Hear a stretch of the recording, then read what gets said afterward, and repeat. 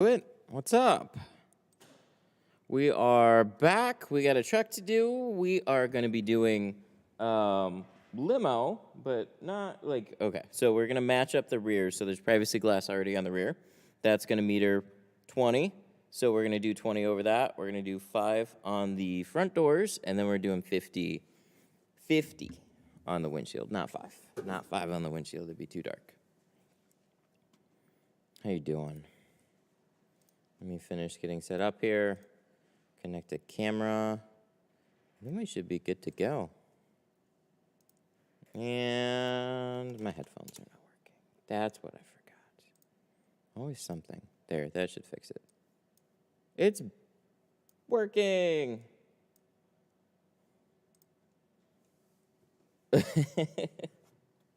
I know, it's been a little bit. Things have been good.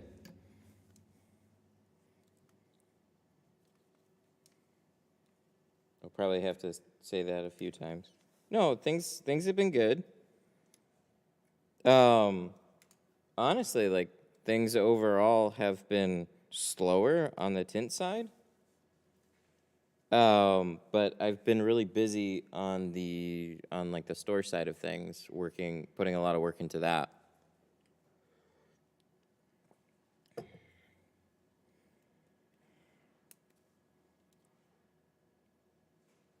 All right, let's kick this back on. T-Town, Matt, Joshua, Manny, Ken. Yeah, been way too long.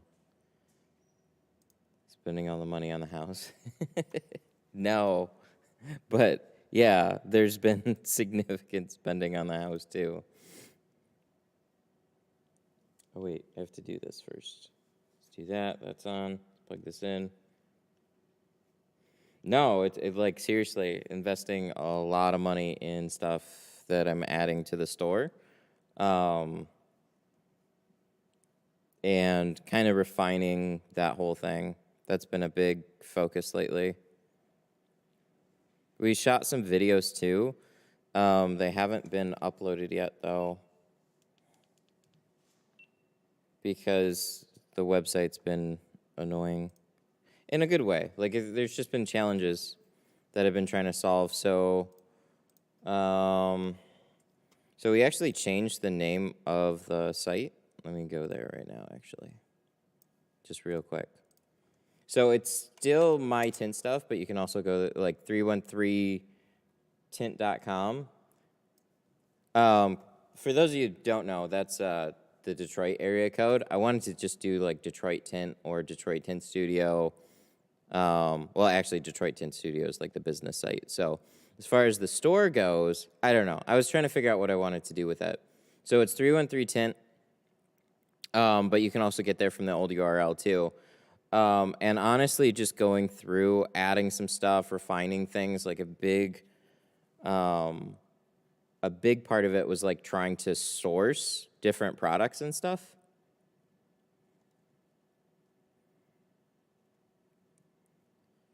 So this was kind of a fun thing. I learned my template could do short little videos and stuff, so we shot some of those. Little product demos on certain things. I'm going to be adding a bunch more of those. Like, we've added certain things like the Avery Dennison belts. We got new felt cards in, so we have 2 different types of felt cards now. These plastic blade holders, along with the thin carbon steel blades. That was fun to try and even figure out how to buy those. The Libman Squeegees, which for whatever reason says they're out of stock, even though they're not. So let me go change that again. We added dryer sheets. We added the green tail fins. Basically, everything that I'm using. Oh, yeah, and like stuff like this. So isn't that a very artful picture? So basically anything that I use, I want to be able to offer that, including some of the obscure things, like the Libman Squeegees. I literally sent Jack around to go find them. All right, hang on. I gotta change that too, and then we'll get into this.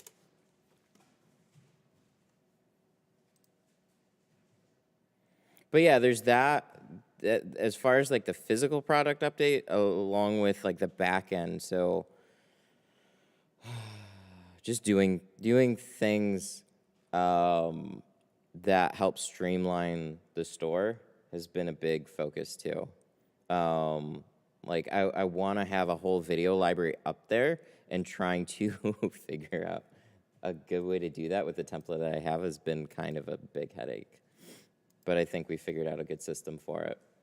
I should go over that in just a second. Let me just add the Libman squeegees back in, because we have them. I don't know why it says we don't. Where are they?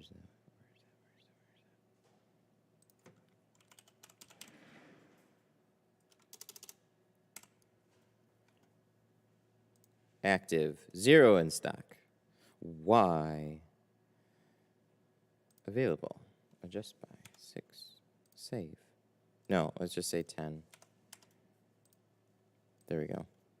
Should be good.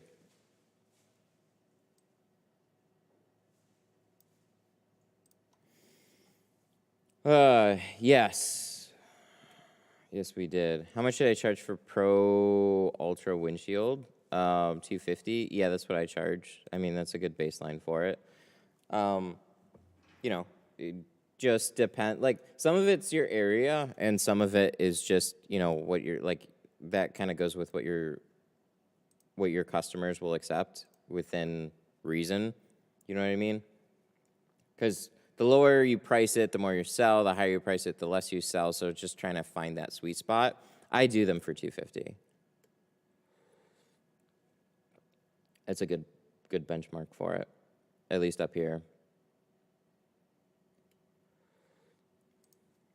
Alrighty, so we're gonna get into things. I know you guys didn't come here to hear me drabble on about that, but I have to say, when you don't want to stock every product from a company, and you just want to stock like one particular SKU, that gets really difficult. And then you got to find like different places to source certain things. So we have that, and then developing working on a new glass aid thing too. If I don't want to peel off the purple tint of my back window, can I tint over it, make it black? Well, it'll still look ugly. Yeah, it'll still look purple. It'll be a darker shade of purple though. Might be able to go so dark that you just don't notice the purple. But that would essentially be like you can't look through it. Yeah, it's not going to make it look new, though. Usually with purple, too, there's lots of bubbles associated with it. So anything that shows on the surface is going to be really, really ugly. And the last thing that I need... I hear it. Oh, no, it's going off. Where is it? Ah, here it is. Okay, let's put this on. And then we'll get to working. Does it still work? Let's see. GoPro. Hey! 313tint.com. Yay, that works too. Okay. Yeah, so like if you have a bad tint on your car, like if your tint looks okay, then whatever you layer over it will still look okay. But if you have old tint and it's all bubbled or purpled or whatever, the coloring of it is still gonna show through because you're mostly looking like tint, you're looking through it. So you still see that purple there, but especially surface things, so like spackles and dirt and whatnot. If you have privacy glass and you don't tint that as clean, you're not gonna see that as much, because the surface is the privacy glass.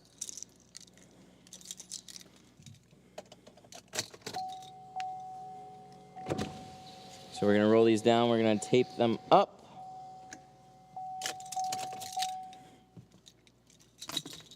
No purple, just bubbles. Yeah, you're going to see all the bubbles. It's going to look real ugly, unfortunately.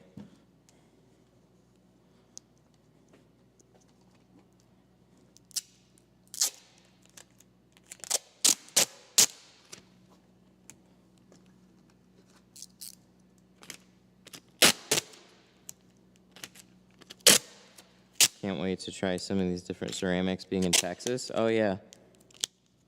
Yeah, they're nice, even if you're in Michigan. What are the best edges to cut the film? What? The black. Oh.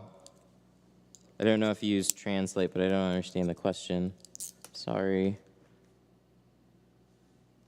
I just brought my first roll of window tint to practice on. Nice. Good luck, man. Don't be afraid to waste it.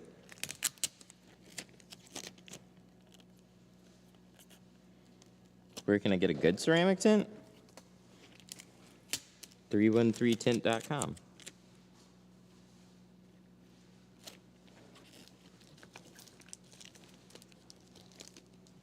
I use one I like the best is still a Pro Nano. I use Pro Nano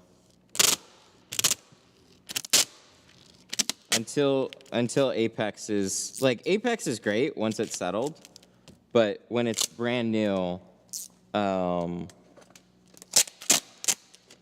when it's a little difficult. New tape? No. So this is this is part of trying to add products to the store and figure things out.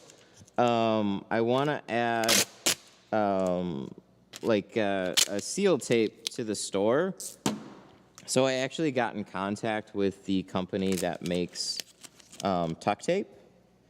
Tuck Tape is a Canadian brand, and they don't sell it here, but they do manufacture it still here in the U.S. So trying to work with them to make it available in the store. So I've had a rep from that company come out here. Nice people. Just a little on the big expensive side. Especially if you want to get your own, which I'm not trying to do, but yeah, it's tough. So they brought out a couple of different. They make two different ones. Like you guys know, Tuck Tape has a red version and a white version. So at the time, they only had the rep only had one in a 3-inch, and he brought that over. But this is Tuck Tape with no markings on it right now. Basically, is what this is. What kind of tape? This is sheathing tape. So sheathing tape is really good because it is thin. It is plastic, so that makes it water resistant, along with the adhesive that they use. Because there's funny enough, the rep also told me, because you see this will actually kind of stick to this plastic area where basically any other tape isn't going to stick to something like this. And even this isn't, it's okay here, but you need so much grab when you wrap it around the seal like that. And it's just difficult for any tape to do that. So what's kind of funny is the rep told me a long time ago, or I don't know how long ago, but a little while ago, he had a guy that used to work on semi-trucks reach out trying to source the same type of stuff, and they didn't understand it because they're like, well, it's for houses, it's not made for semi-trucks. And it's like, same thing. Things don't stick to the door panels. This works best. I need to buy a lot of it.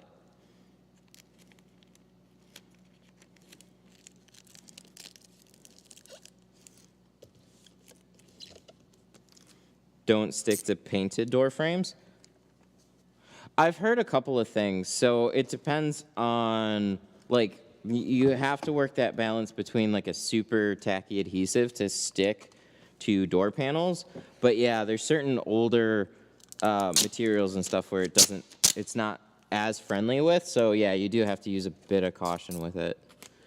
I've heard suede on BMWs, older ones, old leathers on F-150s. So it's good for most situations, but inevitably there's just going to be something that it's not super friendly with. But on a truck like this, which really isn't bad, it's a work truck. It's built up lots of dust and stuff. So whether or not it's a new truck, an old truck, I like to tape the seals. It's just an easy way to keep all this dirt from falling in.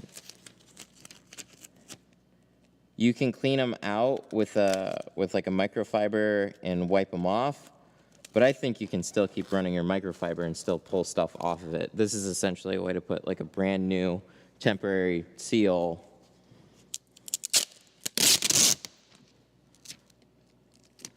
And then for the, maybe we should wait on the back. Yeah, maybe we'll do something different here on the back. I have something else that we're kind of playing around with too. It was a cool rep. He brought over some interesting things. So like one of those things was a double-sided tape. And this would make the carpet shield thing a little bit simpler. So essentially, you could put a double-sided tape here that has the same adhesive as what the, I haven't actually tried this one yet, but it's got the same type of adhesive as is on the sheathing tape. So this will still come off. And again, he only had a 2-inch version. You'd only need like a 1-inch really for something like this. But you could do this, as long as I can peel it. That was the only nightmare part. That's why I like to try this stuff here. One of these days I'll get it. This is like peeling tint for your first time. Oh, I see it. There it is. Stuff is so thin. The backing's not. The material is, which is nice. So essentially what you can do is you can put this stuff down, you peel this, and then you could take any plastic at that point and then just layer it over here. So an idea, something that's not really proven yet, but just wanted to try that out today too. Daniel Reyna with the 10, thank you. How you doing, man? Things are going pretty good here. Staying busy over there? All right, so we got all this taped, but I'm more familiar with doing the sheathing tape and putting carpet shield over that. But if you're mobile, carpet shield's not friendly. And then also throwing it away, so trying to find something a little cheaper, a little more sustainable is always good.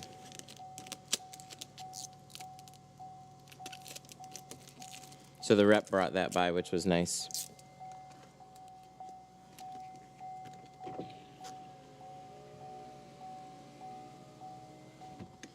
Let's make sure all this is off. Good, should be.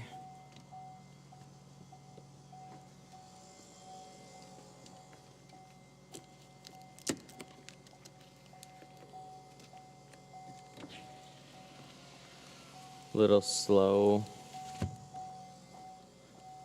$1,200 day on Saturday. Nice, very nice. It's more than what I did on Saturday. I had a couple of windshields on Saturday.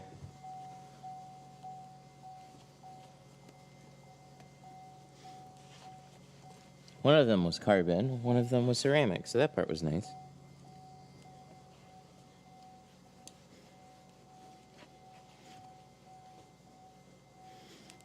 But yeah, it always drops off.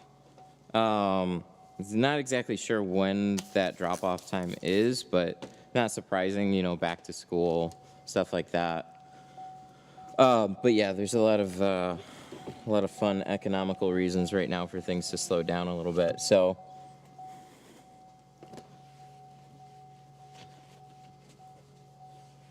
It's not sunshine and rainbows every day. This is interesting. Stuff's really sticky.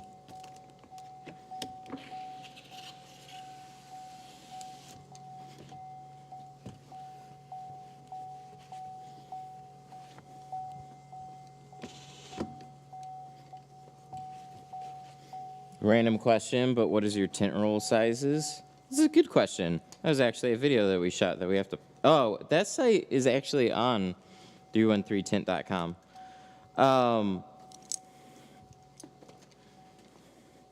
Here. Let me show you, too. I got to link you a video. So this is unlisted. But if you go here... This video here, what roll sizes do I need? Check that video out. But essentially, what I usually carry, GoPro. What I usually carry is like 36 and 24. That's just to keep things still simple, and because I come from a mobile background. And then carbon. When I wasn't installing a lot of it, I got in this habit of just getting 40-inch rolls because they only had 40s and 20s at the time. They didn't carry it in 36s. So I would then just carry 40s. So that makes this a little more annoying for the back specifically. So let me grab the 5% because I have a short roll in the 5, but I don't think I've got a short roll in the 20, and that's what we're going to be putting over the back. Trucks are funny like that. All right. Okay, I got that other one there too. Good deal. We missed you. Thank you. I appreciate that.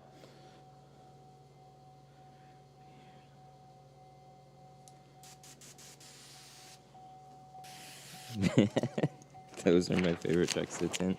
It's like eating delicious dinner. That's one way to put it.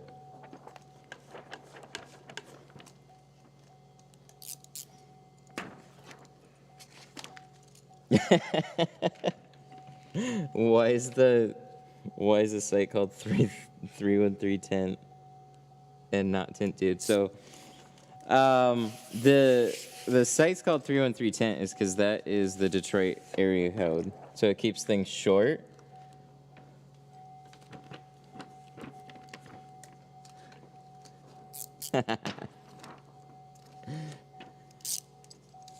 Yeah, it's the area code. So things like Detroit Tint was already taken, and then I searched 313 Tint, and it was not taken. I was like, really? That's a really strong short one. But I know people are going to be confused, a little bit confused from the 313, because they're not going to know.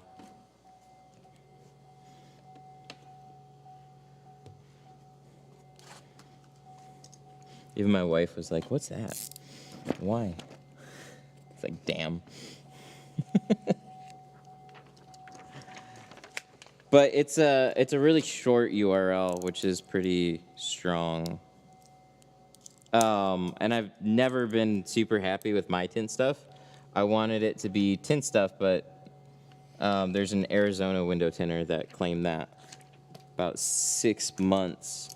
Like, I could have got it, and then I went to go buy it like 6 months later, and then somebody else scooped it up, and I was like, no. Oops. But you can still go to My Tint Stuff. It still works.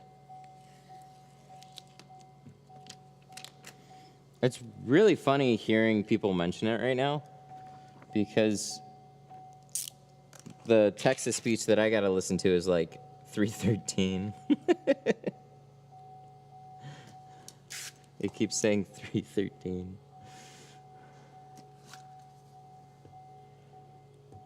Which is correct.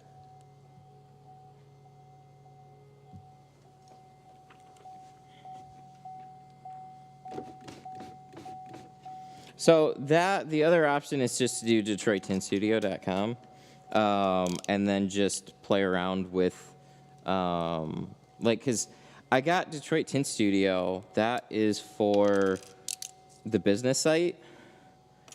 And then the store site was going to be something else.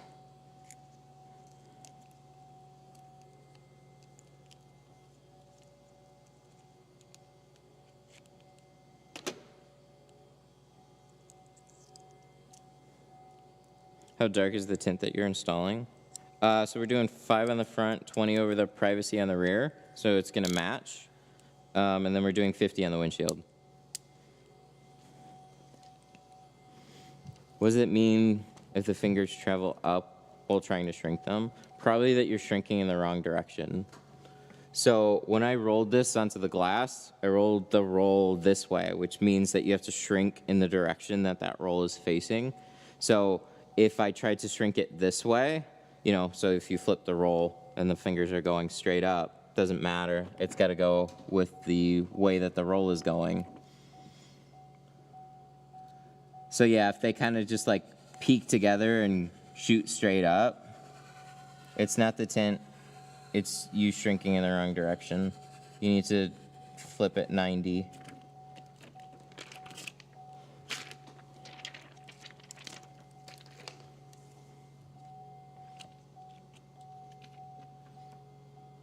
I don't know, what do you guys think? Do you guys think it's a dumb name? It's an annoying thing about URLs. It's like there's so many URL extensions and stuff, but nothing's quite as good as a .com. But every year, more and more get taken. So whenever you're coming out with a new name, it's like, chances are somebody else has already thought of it. Where's my stool? I'm too short from this. This truck's tall. What's the going price for a domain? For most, it's going to be like $12 a year. And where to get it, it doesn't matter as much anymore. You can do Google domains, a lot of stores or business hosting sites that allow you to build your store just already allow you to buy them through their thing, so it's really easy. You know, like you can go to a dedicated hosting thing, but that's not as important anymore.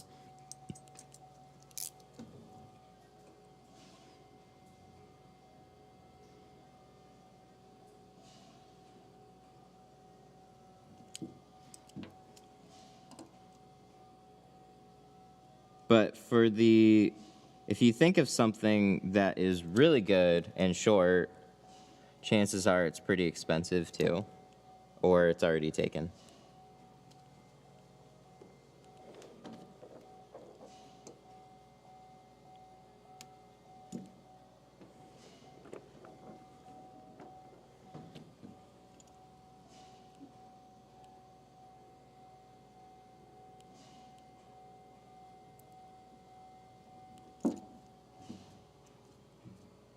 Yeah, that looks pretty good. We'll see how that lines up.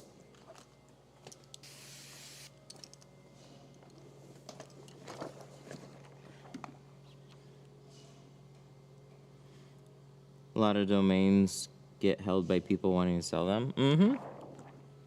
Yeah, it's an interesting business.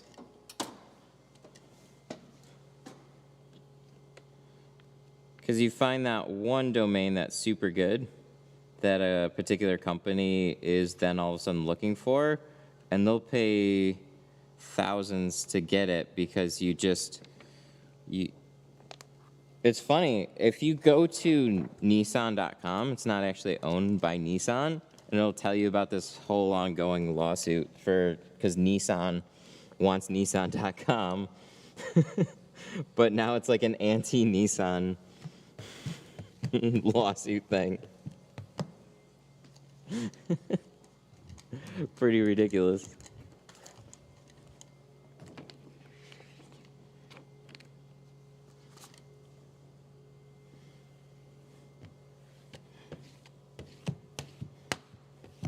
There's a couple of them too. GeoShield surprised me. GeoShield doesn't have GeoShield.com. They have GeoShield USA. I'm not a huge fan of doing that, but like it clearly doesn't matter as much as what it used to. You know, because people, I don't know, statistic. Most of the time, you'll just go to Google anyways and type in the website that you're trying to go to, and then go to that, because Google's smart enough to pick it up. Okay, so we need carbon 20%. Do I have a short roll of it? I'm not sure.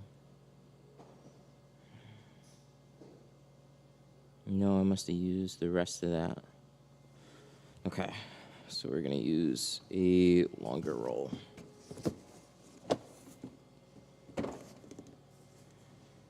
Carbon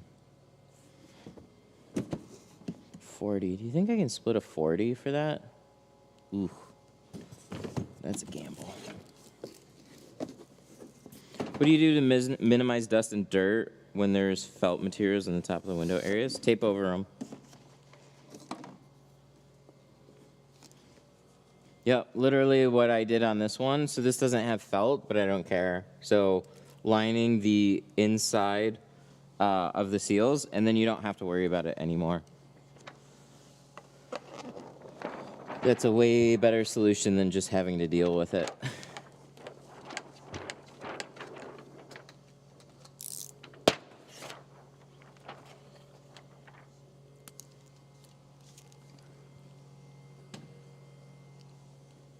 Is that for like an air ride? Or is that what's going on there?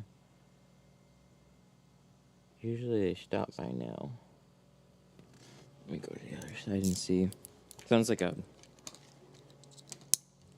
air pump or something is going.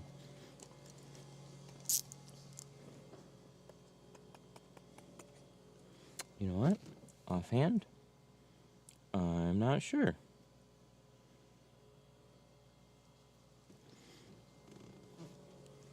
What type of tape? Look up sheathing tape or house wrap tape.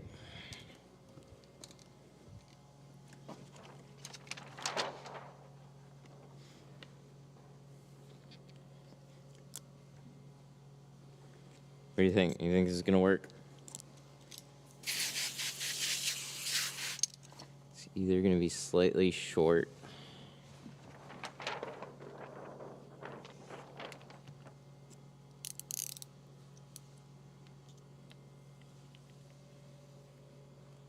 Probably aftermarket.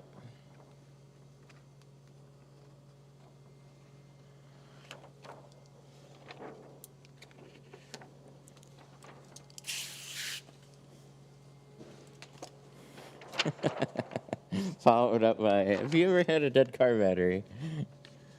Yep. Not a huge deal, but something I like to prevent if I can. Cool. So we split that in half, and now we have enough. That won't work on the newer GMs. It'll only work on the older ones. The newer ones are a little bit taller. They look like a 20-inch roll would fit, but it's just a little short. Kind of sucks.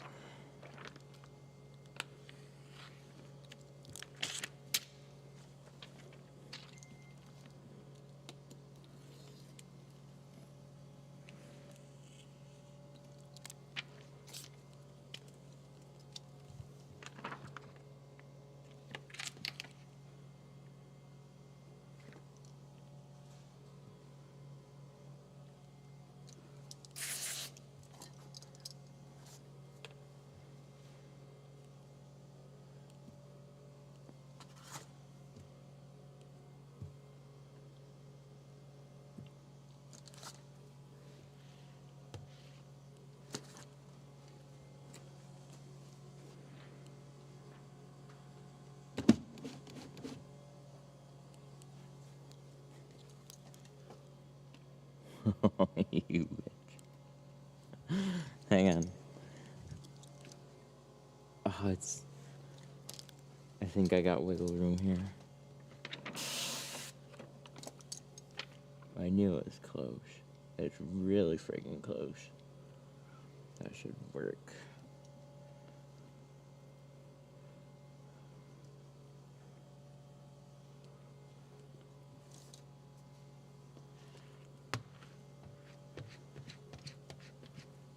There we go. Got that. Pull this down all the way.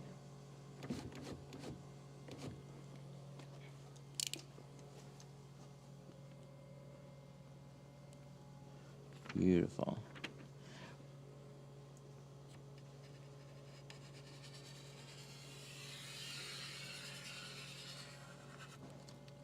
Nice. When you cut the film, oh, my windows, what did you do? Looks like they probably, oh God, it's all broken. There we go. When you cut the film, do you point the blade straight or to the rubber? So on like a side cut, I'll angle it away from the rubber. So when you're going straight down here, what you don't want to do is angle it into the rubber. You want to face it this way. So you're making that cut. Put a little sideways pressure to hold it straight. You're just using that seal as a guide. So you don't want to do anything that's going to cut into it.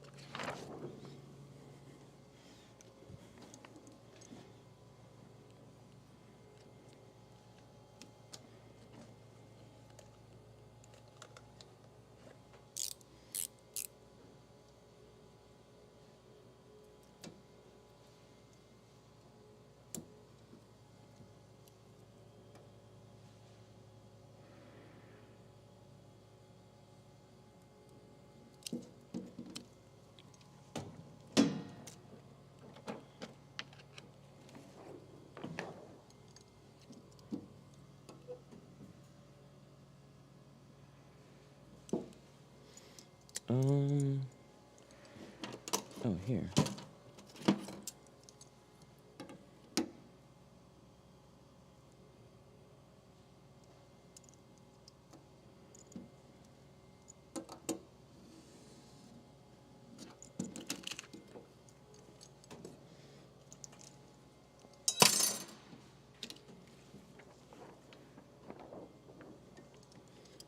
Where did you purchase the glass?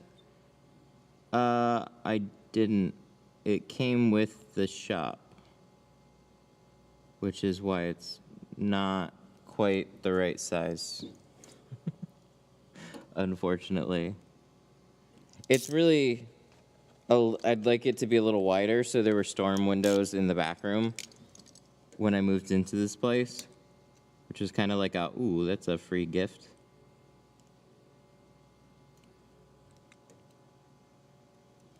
So those are really nice. So I ripped the frames off of them. But there's one window back there that is a bigger size, but I can't rip the frame off.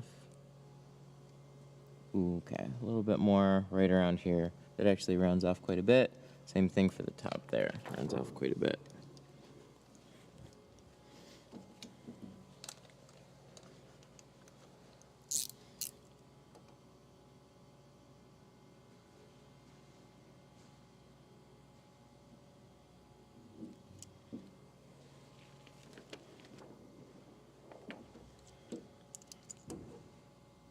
That's why this seems a little off.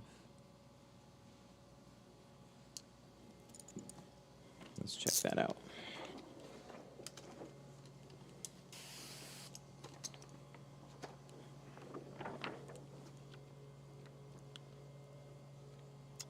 A little bit more, just a little bit, right where it starts to do that.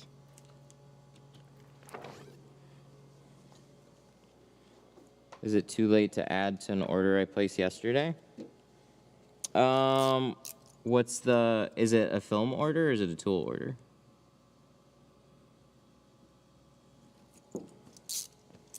Because if it's a tool order, then we can make it happen.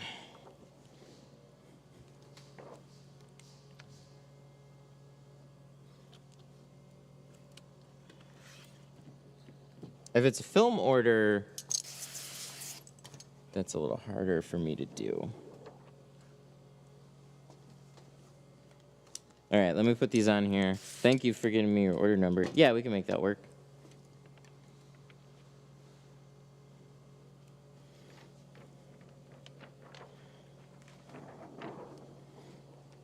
Actually, should be able to do it for film too. I just don't get asked on the spot very often for it.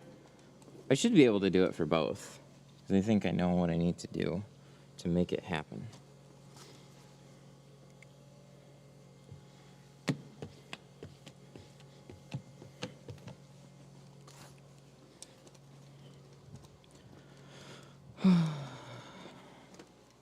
Canon.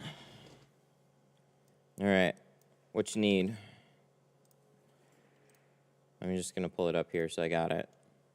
We got it ready. Yesterday. Top edge knife and a Tint Studio tri-edge. That's what I think we got down for that one. 6672. Yep. Yeah, let me know what you want. I'll add it, and then should be good.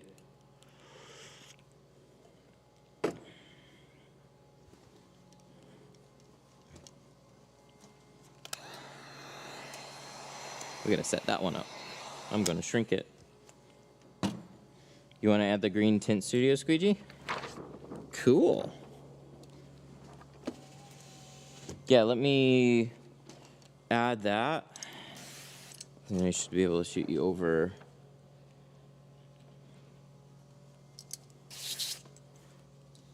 What, actually, before I ask that, let me look.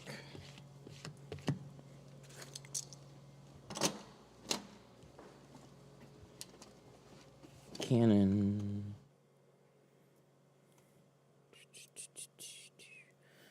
Edit. Archived orders can't be edited. Oh, come on. Unarchive. Edit. Add product.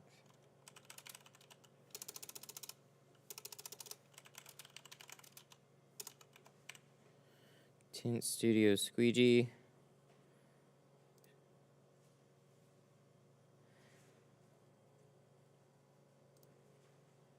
All right, I sent you an updated invoice, so as soon as you pay that, then we can get that out to you.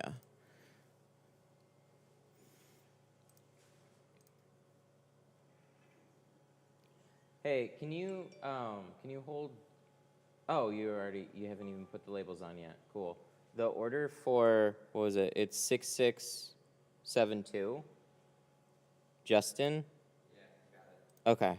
He wants a Tint Studio Squeegee. Cool. He's already on it.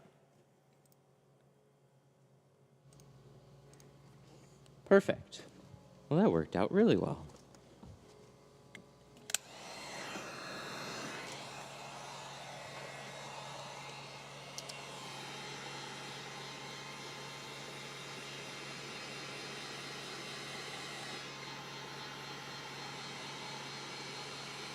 Am I good? Yeah. Okay, cool. I'll be honest, I totally didn't know if that would just be a quick 5-second thing, or, you know, because when something's already marked as fulfilled, that's where it's like, okay, how much can we tweak this? It looked like it worked. Yeah, let me know if there's any issues.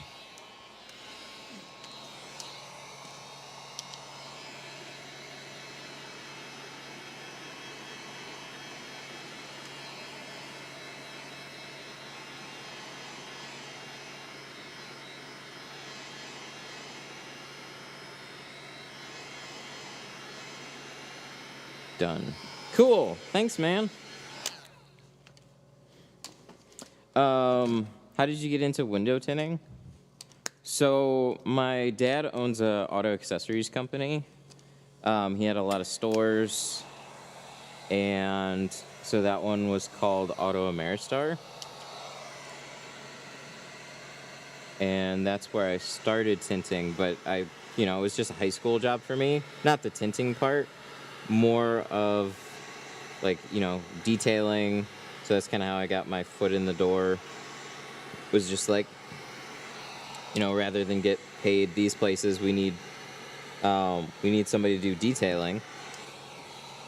Why don't you come work at one of our shops? You'll learn and do detailing.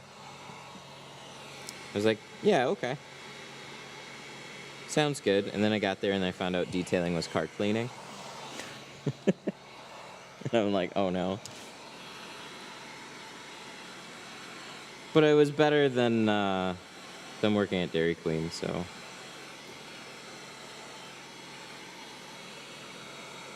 Did Quiznos for 2 weeks, then moved to Dairy Queen. And did valet on the weekends, and then got a job as a detailer at my dad's company. And the longer you stay at a company like that, like they don't just need you for detailing. They have other people that come and go. All of a sudden they need, you start learning, talking to the other people, becoming more valuable, and then next thing you know, you're installing other accessories and stuff. This was like 2007, 2006, 2007. And then big housing market crash, which I understood nothing about that at the time. Whoa, whoa.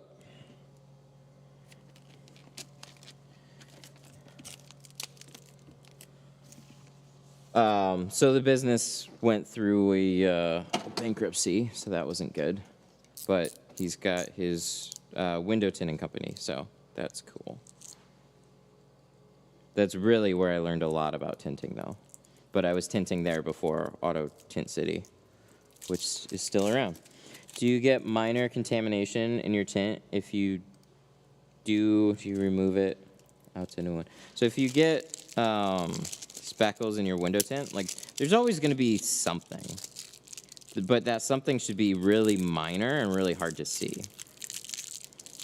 It's the big stuff that becomes a big problem. You don't want to let that crappy work go. But yeah, you can't really fix it because window tint is very unforgiving. The good news is that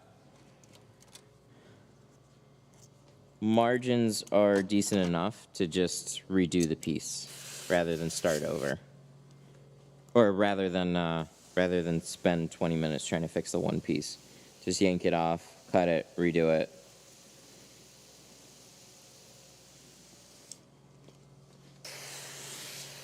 There, that's new.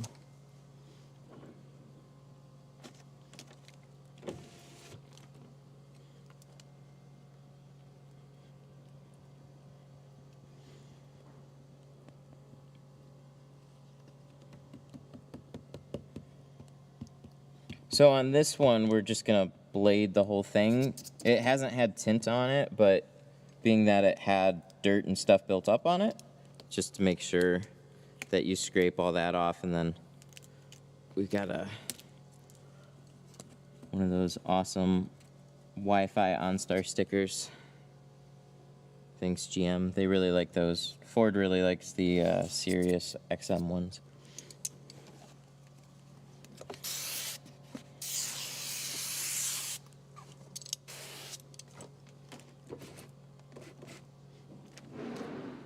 And we got a nice new clay bar for the top.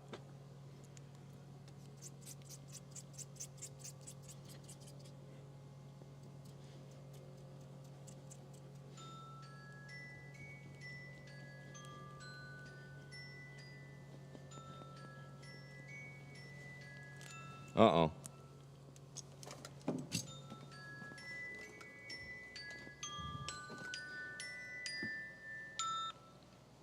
Hello, Tint Studio. How can I help you?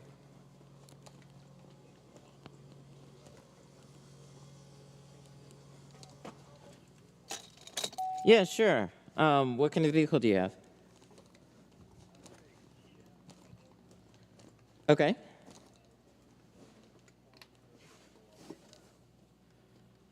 Okay, just the roll down ones?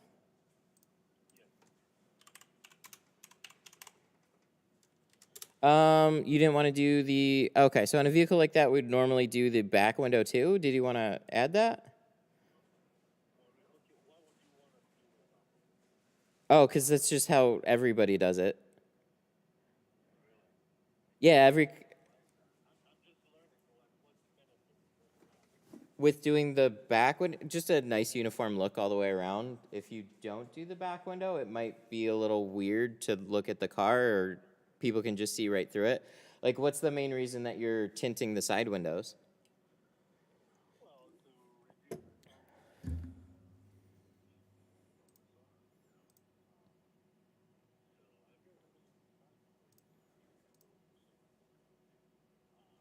Yeah, yeah. So okay. So all together with the back, which is our normal tint package, with our standard film, it would start at $290. Mm-hmm.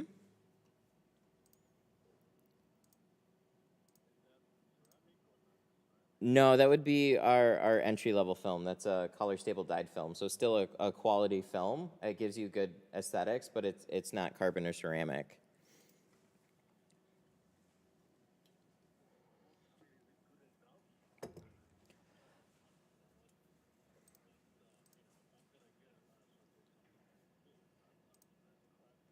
Right. No, it's definitely not crappy. It's a beautiful looking film. You'll be really happy with it. It'll block out a little bit of heat, but not very much, being that it's a dyed film.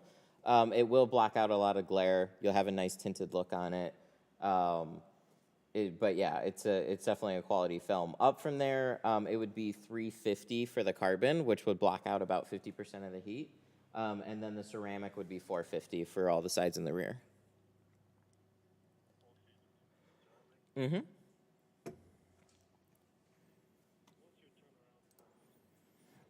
So I could get you in as early as Thursday this week, and I'd have the vehicle for probably about 3.5 to 4 hours.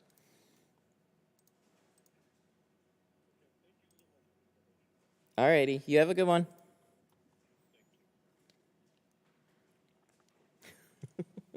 Oh my God. Okay, that one was a little rough because one of his first question was how much to tint just the side windows. And then I had to explain why people normally want, I mean, you heard it, but I have to explain why people tint the back window as a car.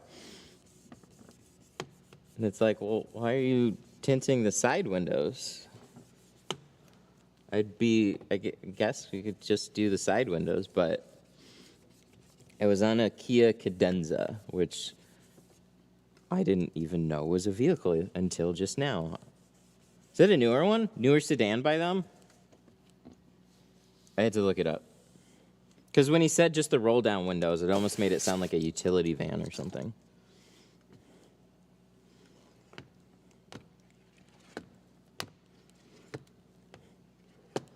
I learn about new cars when they come in.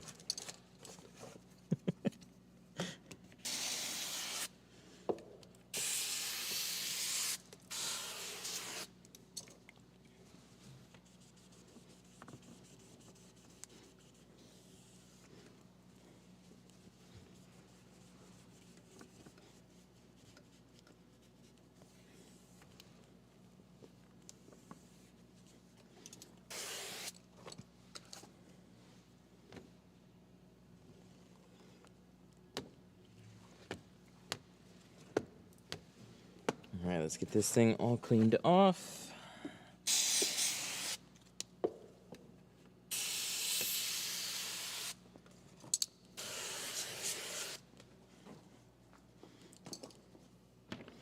There's some phone calls that just come at really bad times, though.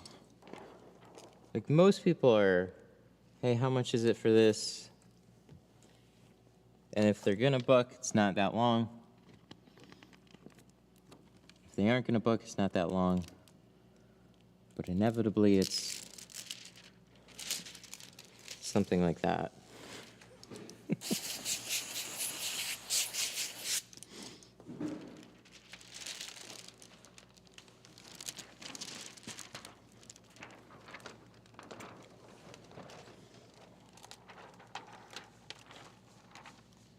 All right, first pattern.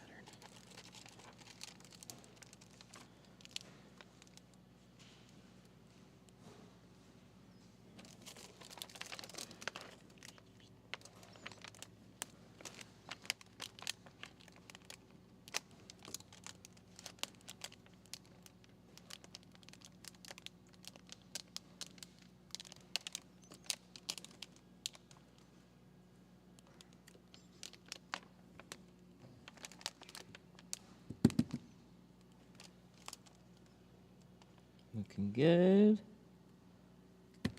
How close can we get this?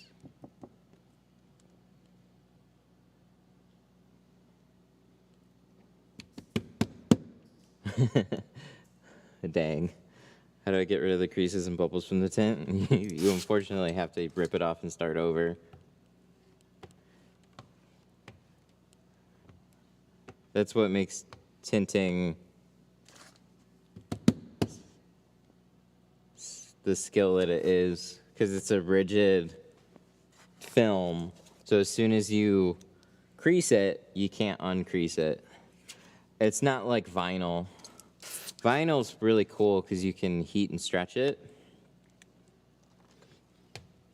But you can punch your fist or your face in vinyl, which I've seen, and you can heat it right out. It's pretty cool. It's very forgiving. But window tint is like, if you look at it wrong, you'll put a crease in it.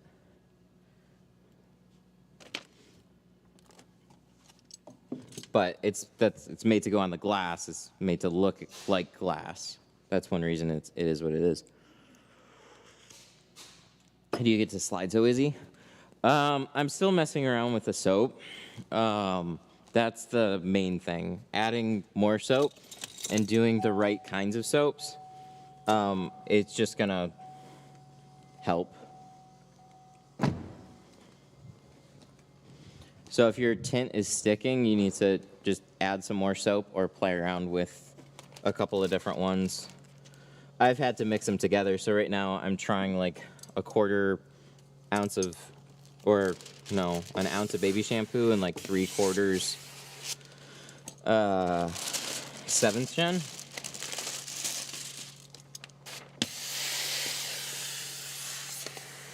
Because Geo is definitely got a really solid glue, so it sticks really fast.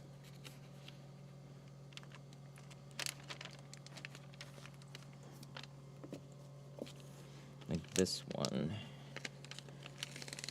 I wouldn't say it's the most slidey I've ever seen tint.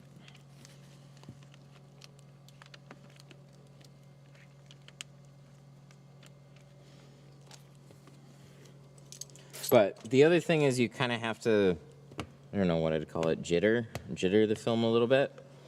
So there's this point where it'll slide, and then it'll inevitably pick one little spot and start to freeze.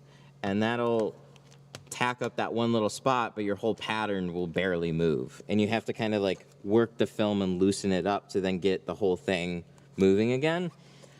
And you can do that a couple of different ways, like giving it a little tap.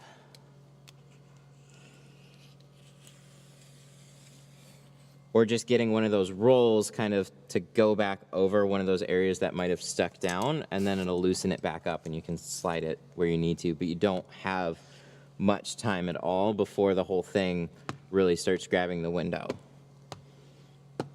Especially if you're tinting in like a hot garage, it's gonna tack up faster. You need to use more soap.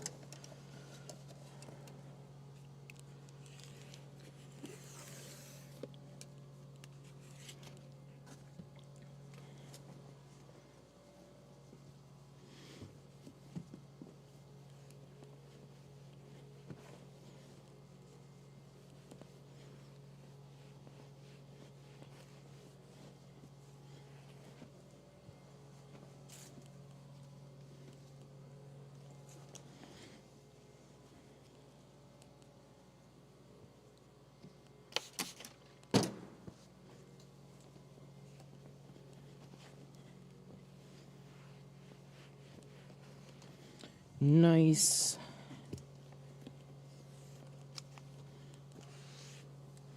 So, another nice thing is when you go to remove this tape. Ah, that's a good demo. You see that? That's why I tape rubber seals.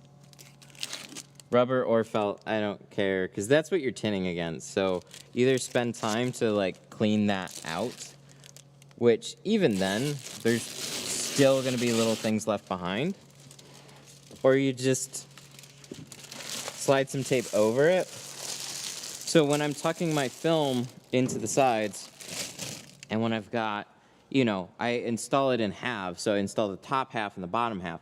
What can happen is dirt can run down along that bottom half. You're gonna have just a nasty dirt line right along here. And so what that tape does is then keep all this nice and clean.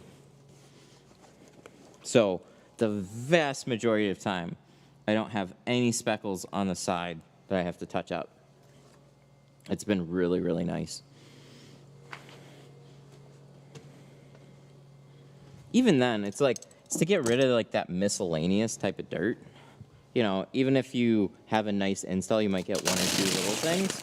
I didn't tape for years and years because I didn't ever come across a tape that I actually liked. I didn't look that hard, but, you know, being around other shops, all you would ever hear is painter's tape. And I hate painter's tape.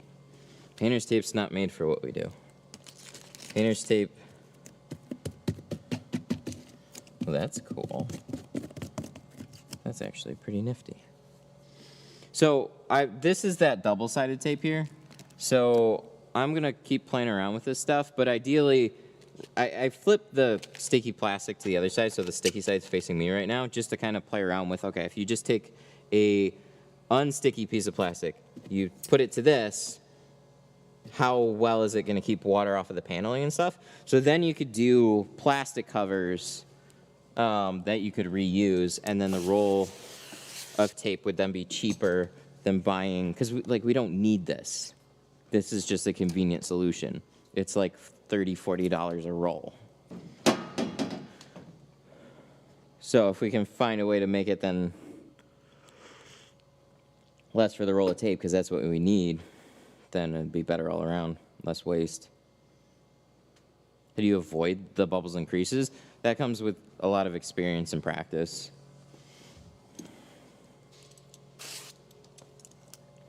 Do you have a warranty on standard dyed film? Yeah, I have a warranty on everything. I don't install any bad films here. So whether you go with the dyed film or you go with the ceramic, you're gonna get a good tint job. I mean, it's kind of backwards, and it's hard for me to explain this, but when you're shopping for window tint or, you know, a lot of other services, funny enough, literally this service. So this is a guy from PMS. They're a local brick paving company. Super nice people.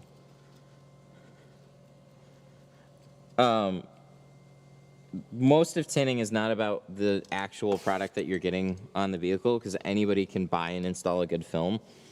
It's that the job turns out right.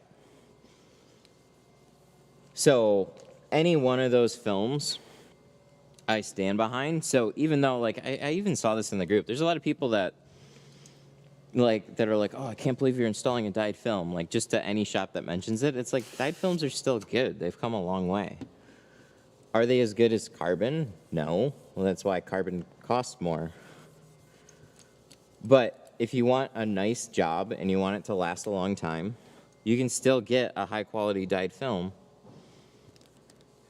and it's backed by a warranty. So the warranty, what it covers is bubbling, peeling, fading at no cost to the person that got the job done. So that's what most people see and can identify as like, oh, I've seen old, bubbly, crappy tint jobs. I don't want my car to turn into that. So you want to at least start with a slightly more quality film. So it's not going to do that much. And then inevitably, like if it does do that, then the company that sold it to the installer is then going to back it up. They're going to go, oh, I'm sorry, we'll take care of this.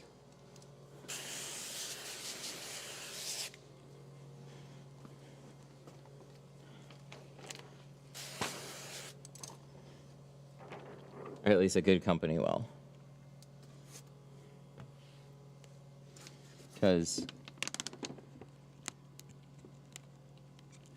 there's unfortunately no great way for me to test every piece of film that I'm putting on a car. I can only go with films that I've basically, have a good intuition about, know a little bit of history on where it comes from. And then with, just putting it on my own cars and trying it long term, that's where you really find out whether or not it's going to hold up. But even then, films can go through changes. So I could be on year 3 of testing a film, and then all of a sudden they're like, oh, hey, yeah, we made some changes on it. It's better now. And it's like, well, now it's different. So you got to start all over again.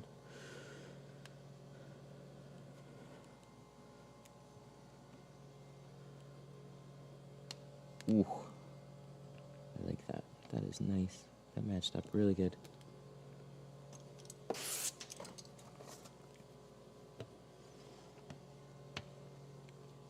But yeah, I've had my own clients like, hey, a window peeled, I take care of it. That's typically installer, not film. But there can be any number of random failures. I haven't had anything bubble or fade yet, thank God. And I shouldn't. But if you're staying in business for any longer than, a couple years, like 3 or 4 years, cheesy film will definitely show you some bad signs in 3 or 4 years, and then you start having, 3 or 4 years is honestly generous too. But that's where you start seeing like a steamroll of stuff coming back, and it's like, hey, yeah,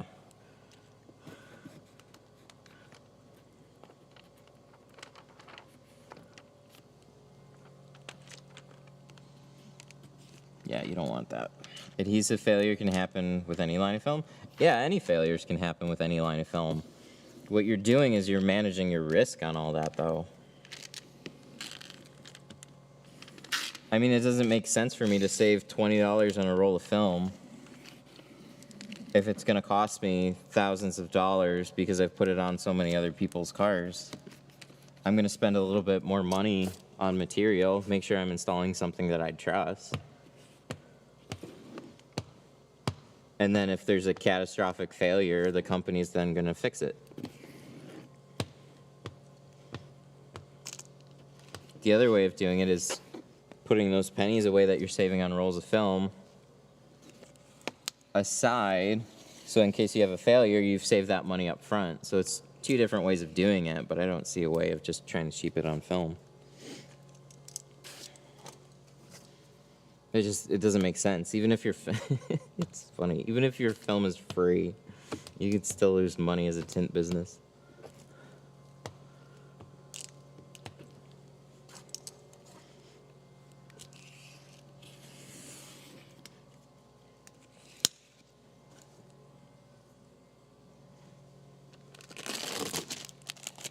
Nice. Nice to see how this one did. Actually, pretty damn good. Nice. Just got my car done in SunTech Carbon. When the sun's on an angle, it looks a bit cloudy. Is that a characteristic, or have I done something wrong? That's going to be a characteristic of their carbon. That's unfortunate. SunTech is a sister company to Lumar, and I hear a lot of good things about them, but I've never installed their carbon. I don't know, like they're Suntech and Lomar, this is why it's nice to know a little bit about where films and stuff come from. Lumar and Suntech are owned by Eastman, which is a big dyeing company. The carbon films are generally more of like an Asian technology. So South Korea, you know, cheap ones will really come out of China. But you hear a lot about films being made in South Korea. But any time that I've seen, like, even Avery makes carbon film too, but it's not there. It's hazy. So their solution earlier on was like their Sigma Pro, which at the time it was Hanitatek, but then the Avery bought them, and now it's NR Pro. NR is a straight up solid color stable dyed film. NR Pro is a dyed carbon hybrid, which honestly doesn't make much sense. It just means our carbon probably isn't as good. So we've added dye to lessen the amount of carbon that we have to put into it to get the different shades. But even when you put 100% of carbon in, so what I mean by that is like you have your polyester essentially, and then it gets colored. Like, so the film, we're doing carbon right now. So this film is actually colored with the carbon that is also blocking the heat. So the more carbon that we put into this, the darker that it's going to get, and also block out more heat. That's only a characteristic of carbon. A dyed film, you can add as much dye to it as you want, and it's just going to make the film blacker. It's not really going to protect you from the sun. Like, it's not going to add more heat blocking, like marginally, like really, really small differences, but not near as much as carbon would. But even then, carbon will only block out, it'll only filter out so much of the sun, and that's where the ceramics come in. So ceramics are going to filter out a lot more of the IR and the other parts that make the sun feel hot. they filter out a lot more. And you can have a single layer or you can have a dual layer ceramic. The more ceramic that you add, the more refined it is. The more carbon that you add, the more refined it is. Will play into the clarity of the films. So if you honestly just want like a really good, nice looking film and you don't really care about the heat as much, like that's where dyed films are still great. Is because there's, as GeoShield told me, is like there's no moving parts to it. It's just it's dye, it's polyester. When you use high quality versions of all of that, you've got a nice film, and there's no clarity issues because it's dye. They're not trying to particleize anything. So when you go into the carbons, the less refined that carbon is, which is why I like this stuff, because it is very refined, and it's going to have like virtually no haze to it. It's going to be very, very little. And then it's going to help block a lot of heat. When it first launched, this wasn't with this one in particular, but I think the first time, this was going back like, honestly, I think 10 years ago now. The first time that I saw carbon and ceramic films was with GeoShield, actually. They called it dark matter. We only carried it for a limited amount of time.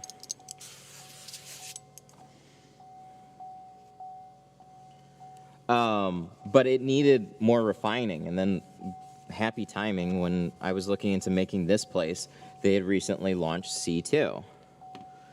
And then I got to give that brand another look because I wasn't happy with most of the carbons that were out there. But now fast forward like 3 years at this point, 3 or 4 years. How long has it been out? Something like that. It's really proven at this point.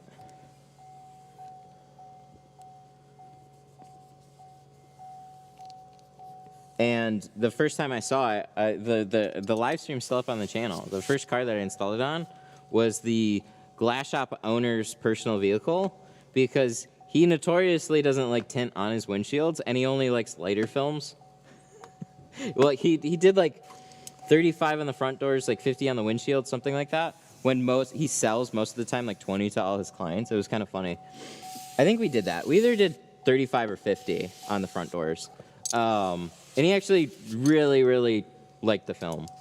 So that's one thing that gave me a lot of confidence in it. It was like a notoriously picky person was very happy with it right from the beginning.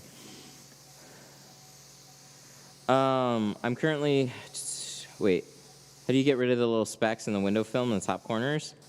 You gotta just either clean them better and be careful on your install. If they're there, you can't get rid of them. You gotta redo the window. Interesting discussion about film's clarity versus type of film. Thank you. Yeah. Currently charging very cheap. I'm tinting from home. Use GeoShield, what we consider dirt cheap. I'm actually getting customers now. So like dirt cheap window tint pricing is gonna be, I'm trying to remember here. Did I razor this? I think I did.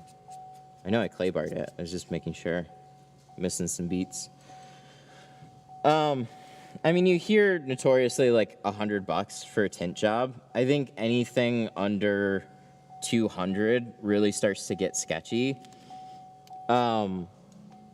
So the thing is,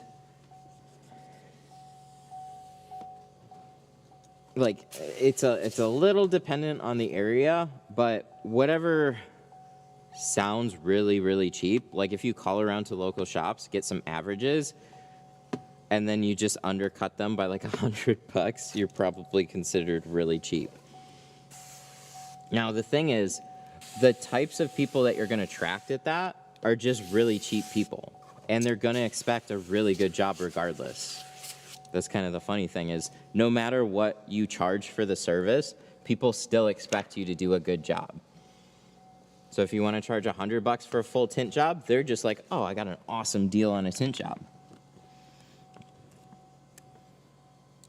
And they're honestly some of the pickiest customers that you're ever going to get, which makes it really frustrating. Because I get it, like when you're new and you're just trying to get clients, like, hey, I'm still kind of practicing, getting my feet wet with the business and everything, I'm just going to charge a lot less. But you are also creating some long-term problems. Those early customers are also going to be referrals because their friends are going to ask, hey, where'd you get your tints done? One reason that they're really giving you a shot, though, is because you are cheaper. So they've called up 5, 6 different people, and you were the cheapest / most convenient place that got them in. Also, when you don't charge very much, you get notoriously unreliable people, too. So there's like a few things early on. Like I started the Detroit Tint Studio thing out of at the time, my home garage. I really liked that.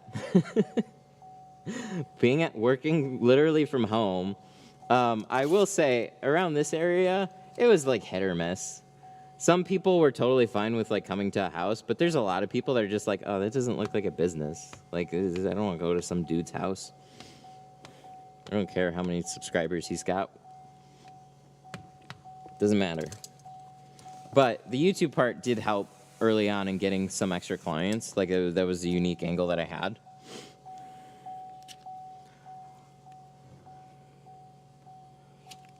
Is that K24? That's K24. You are the only person that comes in here and talks about GME still.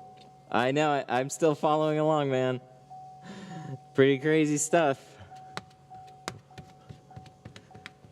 But anyways, so there can be like a lot of reasons why it's really difficult to start a tint business from home. But yeah, going cheaper on pricing does help you get more opportunities, but at the same time, it also really hurts you in the long run.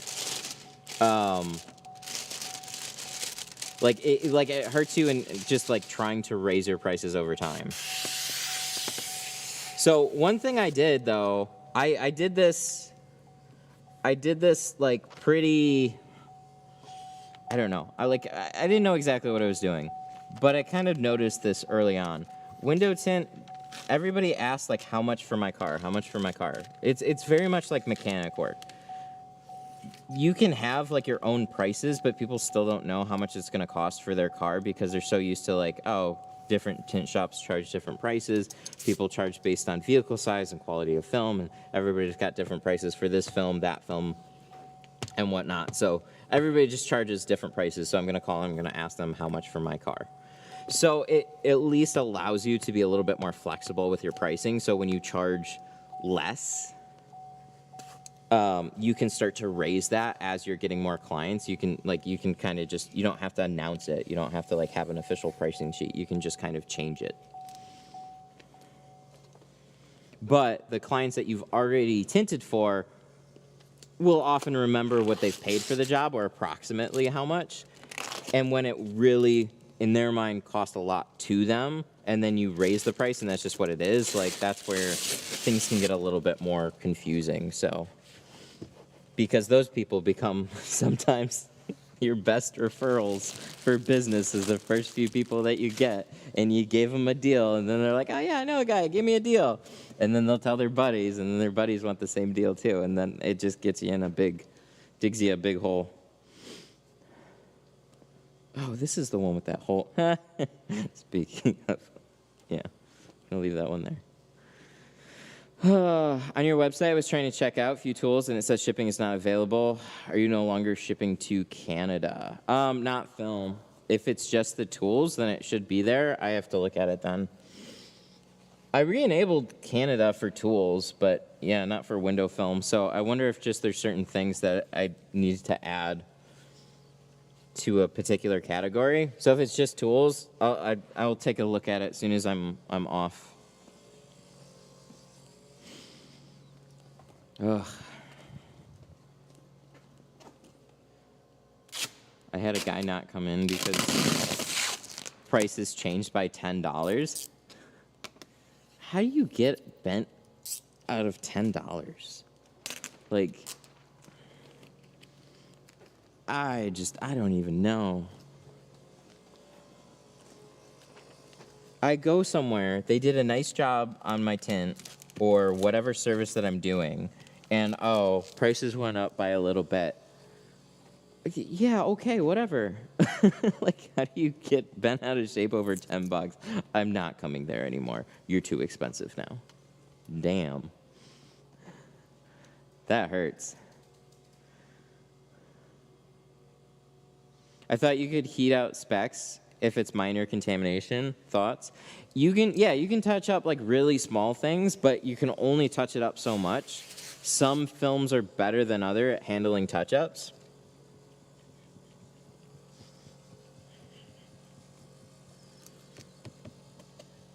But it depends on how many there are or where they are, yeah. So like you said, minor. So if there's a couple little specks somewhere, yeah, I'm grabbing a heat gun, I'm gonna heat them up, I'm gonna press out the air, and I'm gonna make them way less visible. I've seen them, so I already know where they are. But if they're hidden well enough, somebody just getting their car is never necessarily gonna see them. So that goes with like any vehicle imperfections. You get a new one from the dealership and there's already little scratches and swirls, and it's just like you're seeing like the full picture. You're like, wow, this is great. But a detailer's gonna go through the paint and go like, oh, this is garbage. A window tinter's gonna go through your tint job and go, oh, shit. But a customer, it depends on the client, right? You just want it to be really, really minimal, and if they have an issue with the work, then obviously you're gonna take care of it.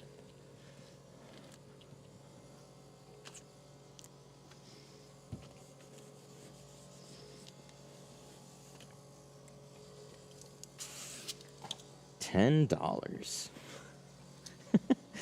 Did you say my prices went up by $10, or you quoted him the price and he was like, that was $10 more than I paid last year? To be honest, like sometimes I've seen, oh my God, I got stories. I have like two opinions about it. One is like, it depends on how busy I am.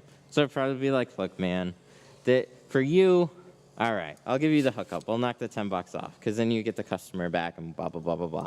But you know inevitably he's going to be fixed on that prices forever then. So you're kind of like, immediate fix, long-term problem. Somebody that's, it's skipping my mind. I was forgetting what I was. Oh no. Okay, so we would have people. There's a company called Cartoons that I used to tint for, really big stereo company. We would have people that would bring receipts from like 5 years ago back. They'd be like, "This is what I paid for my window tint 5 years ago." We like in that case, we would have like the sales guys would literally come back and was like, "Can you match this pricing for this guy? This is what he paid 5 years ago." Or like, "Are you kidding me?" One, we weren't tinting for you guys 5 years ago, and two, like that was 5 years ago, man. What was he paying for that is the same price that he paid 5 years ago? That's where it got unbelievably ridiculous. No, I'm sorry. I'm not going to match what you paid 5 years ago.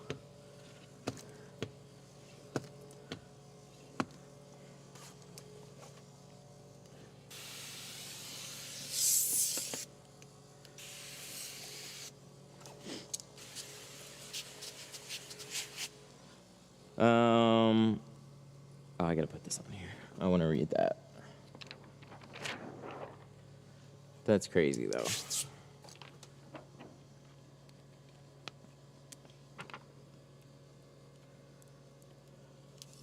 I don't know. It probably just comes from actually having a business and being in it. But like, I'm trying to take I try and take the stance of like, wow, this sounds expensive, but there's probably 500 little things that I don't know about your business as to why this makes it more expensive. So I'm gonna go out on a limb here and just kind of believe that. And then when I see the work getting done, then it's like, oh, yeah, that looks like it sucks. No, all these little things that I didn't think about, right?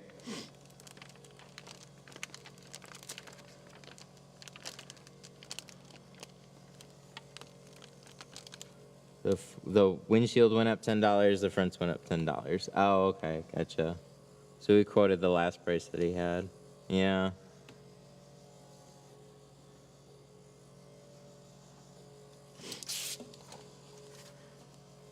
How long does the clay bar last? The clay bar lasts a long time as long as you take care of it. And I'll often start discarding them because I don't take care of them as much as I should. It just starts to get grimy is all. But you can 100% take it in the sink, run it under like warm water, and you can rinse out a lot of the crap. Like it'll still work perfectly fine. It's just like a towel. It'll start to discolor over time. So you just rinse it out. The trick is trying to find somewhere to put it where it's not going to fuse itself. So I have that little piece of tint there, and that worked out really well, but I didn't clean the piece of tint, so now clay bar is getting stuck behind. So I'll have to pull that and put another piece of tint down. It's usually good at not sticking to like liners and the top of window tint.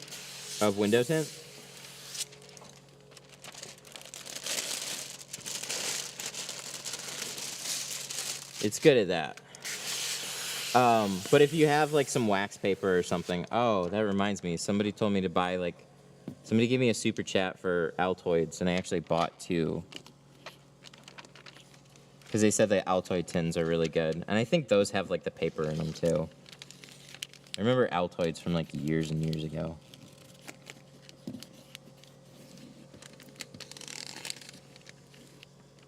I should probably use them though, because I'm sure I have coffee breath right now.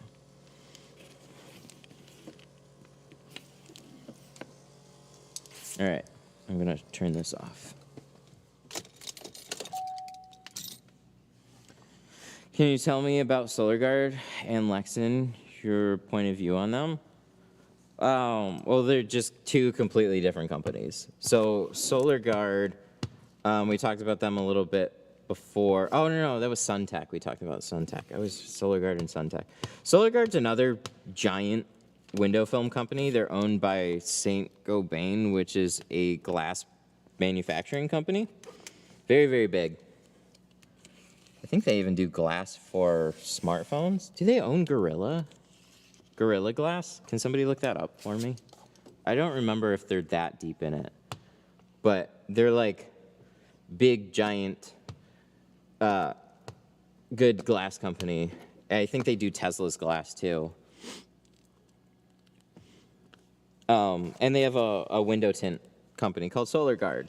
SolarGuard, what I didn't like about their films is that they make them thin. They have like one line of film called Galaxy. I don't know this deep about every film company. There's too many to keep up with. But SolarGuard's been around a long time. They have their Galaxy line that was like 1.5 mil, and then everything else was like 1 mil. So like the glass shop constantly wanted us to pull in SolarGuard, but I just didn't like 1 mil films. So for like a 1 mil film, they were also really expensive at the time too, which was like the glass shop was charging, I don't know, like $250 for a tint job. And then they wanted us to carry rolls that were like way more expensive than the prices that they were selling. Ken Glass super chatted $1.99. So it didn't make sense. Buy you a Super cup chat, coffee. Ken Glass, buy you a cup of coffee. Dude, with inflation, that definitely does not cover coffee nowadays. No, I'm kidding. Thank you so much. Thank you so much for the two. Dude, I really appreciate it. Still expensive? Oh, yeah. I don't know if most of it is, it's probably still one mil films, though. I think I forgot to open this one. But for Lexin's at like the total opposite end of the spectrum. So you have like more expensive professional film glass company against a much cheaper option. Lexin seems to be making some moves though. So there was a student that actually brought in, God, what film was it? It was their Pure Max.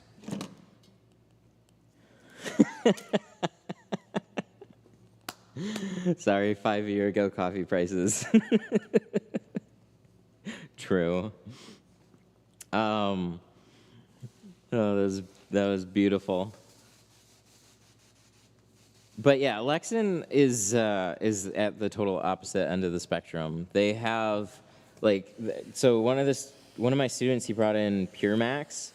I put it side by side against C2. Genuinely impressed with it. Looks good. Has very, very little haze to it. And if you put them side by side, like there's definitely a difference between them, but it's very small now. But that being said, this kind of goes back to my discussion earlier. I just couldn't charge what I charge and install that stuff. Just because like there's always that hang up, right? Like I'd be worried that I would have 100 cars out there with it and they would all go bad. That's been my experience with cheaper films. There's other people that'll take bigger risks and pull it in, and I'm sure they'll be happy. But I can't take that risk on my own business. But yeah, you can buy them just retail on their store. Cheaper films. I haven't looked at every single one of them. The cheap carbon ones are hazy. Their most expensive one is much better. That's been the Pure Max. That's been, I think, what everybody's been telling me about more lately since I've tried them before.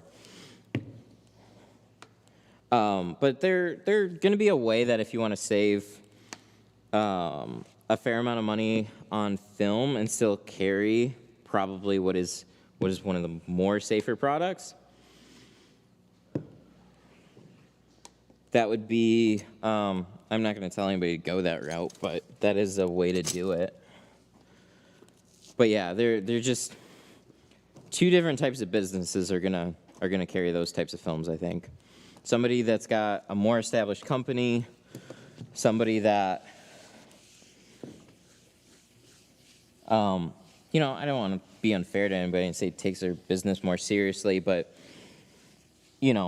they're not trying to nickel and dime every expense on their business is going to carry something like SolarGuard or 3M or Lumar or Geo or Solar FX or Avery. Like there's a bunch of films in that range. And then somebody that's just looking to save a lot more money on films, they're going to carry something like Lexan. That's just how it is.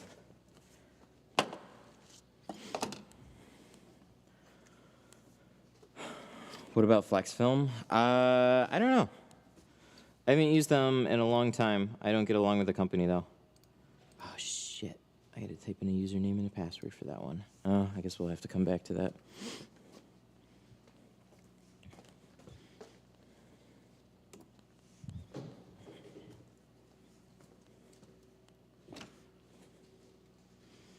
Do you have any problems with dirty microfibers actually accidentally scratching tints? No. But it could. Why don't you get along? I don't know if how far I want to get into this. Basically, a long time ago. Well, a long time ago. Now it's been a while. They basically told everybody in the admin groups to fuck off, so that's no longer it's okay. No longer on speaking terms, I guess. Yes, get into it. Tint drama, man. It's one of the most ludicrous things, but it 100% exists.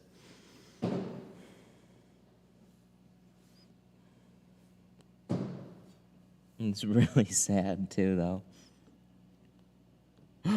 There's a paper clip here. Oh, I bet I can get it. Oh, wait, no, I don't know if I can get it. If we're gonna get it, this is time to get it. No, that's not gonna reach. That's too...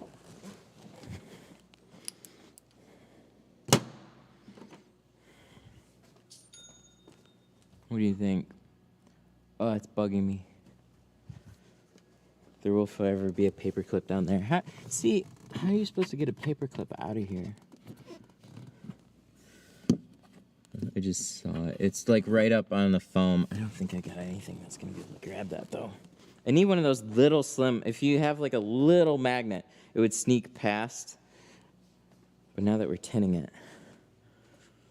Oh, I think he's just got the windshield replaced on this thing too. Anyways.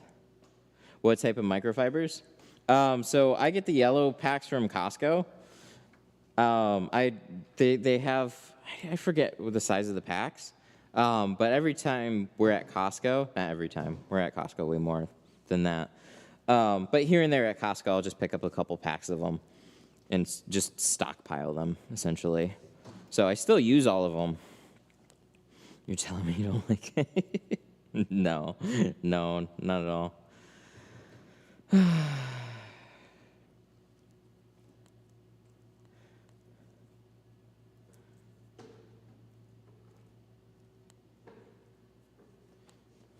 Anyways, what do you think? You think we can get this out?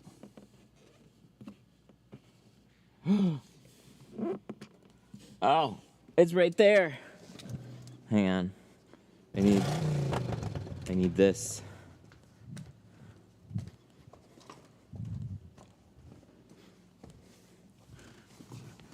Ken Glass super chatted $1.99. Don't want to be one of those customers we deal with. Holy shit. I got it. I thought I was going to be able to stick it on the clay bar, and I actually just pressed it up, and I got it out with a shank. Nice. I didn't think that'd actually work. Cool. Super chat. Ken Glass with a 2. Don't want to be one of those customers that we deal with. Well, thanks for the 2, man. I appreciate the another 2.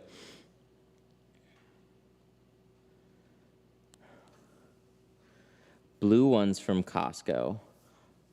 Wait, they have blue? They have blue towels at Costco? They're not like terry cloths or anything, are they? I've only ever seen the yellow ones here. Maybe it's just where you are. Man, I wish they were like a lot of other colors than yellow.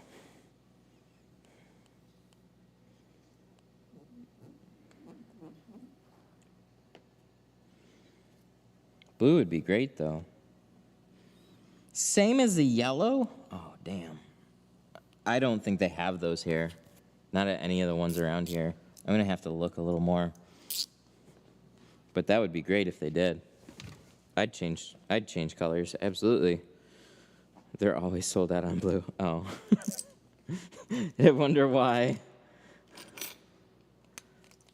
Okay, I'll keep an eye out. I didn't even know they existed, though. So when they're there, I have to stock up, which is probably what everybody else does, too.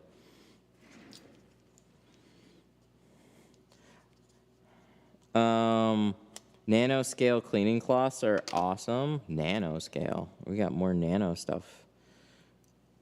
Alternatives to microfibers, find they leave less fuzz. Yeah, no matter what, microfibers leave a little bit of fuzz, but your squeegees take care of that.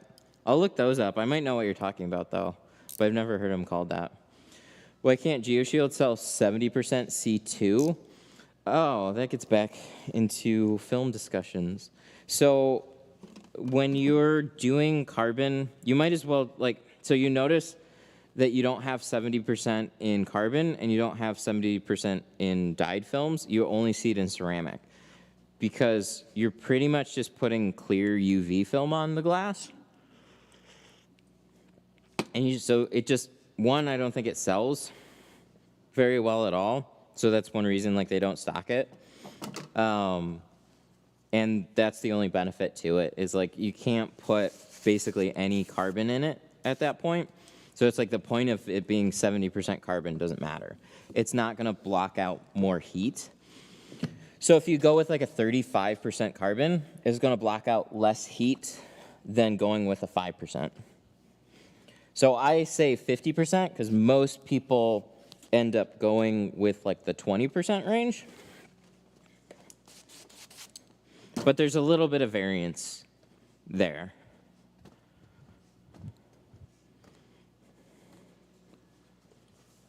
Wait, oh, no, I did. Sorry, I'm losing my mind here a little bit. I'm prepping the windshield. And I'm like, did I just put the stripe on it? Yes, I did. Duh. And it's kind of funny. Speaking of carbon, I went to go find, so he caught me on a good time. It just happened to be out of, I think, I don't have enough 50, I think, to do the windshield. So I gotta do this stuff here. So he's gonna get a ceramic windshield today.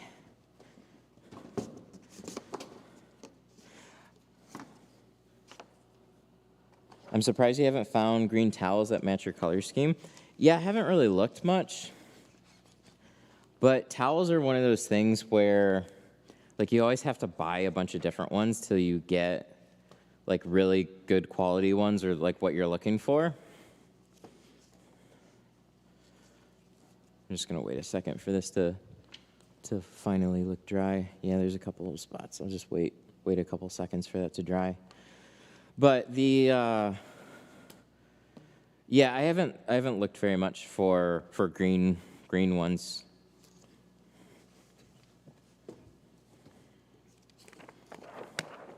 I should though. Green or white. So we honestly might put it under, I would be more likely to actually put it under Glass Aid, but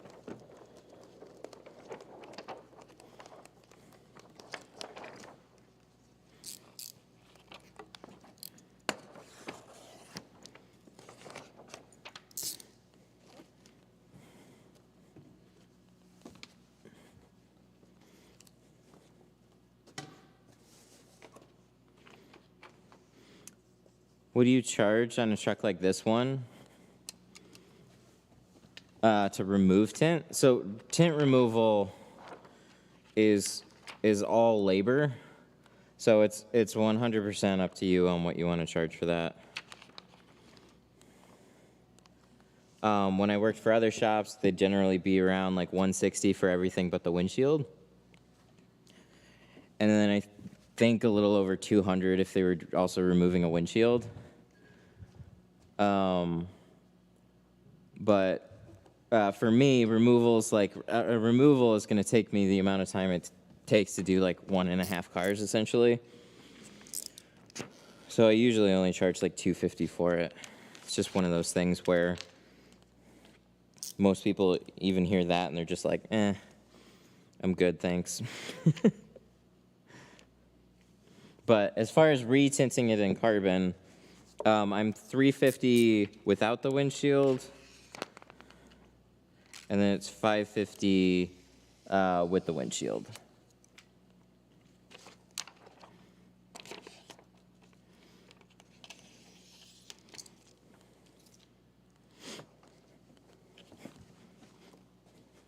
Is Helios Nova and Supernova comparable to Geo? Yeah, it's going to be similar, but I don't think they're the same. I've seen both of them in person, and they haven't had the same tone to them. So like, as far as where it comes from, I don't 100% know where Helios comes from. But I'd imagine they're pretty damn comparable. Sun Distributing has a really solid lineup of film. You'd definitely be happy with them. Good people over there, too. All right. So we got... This isn't a very curved windshield. Here, let me move this down a little bit. This isn't a super curved windshield. So shrinking it's not going to be too much of a challenge today. But we did get these cool rounded felt cards now, and I misplaced my rectangle one. So I've been using a rectangle felt card forever, and oh yeah, here. I've been using these. Using these ones forever, and now we just got this shape in too. So I have both shapes. What's cool about the rounded shape is that it's an inch wider. So if you've ever wanted your felt card to be a little bit wider, and it kind of fits your hand pretty well too. I think it could probably be out this way a little bit farther, but the roundedness of it's pretty cool. But it stays slim enough so it still fits in your tool belt and everything. So just a couple of options. I honestly like these a little bit better. I've been going back and forth between both of them. I like the extra reach.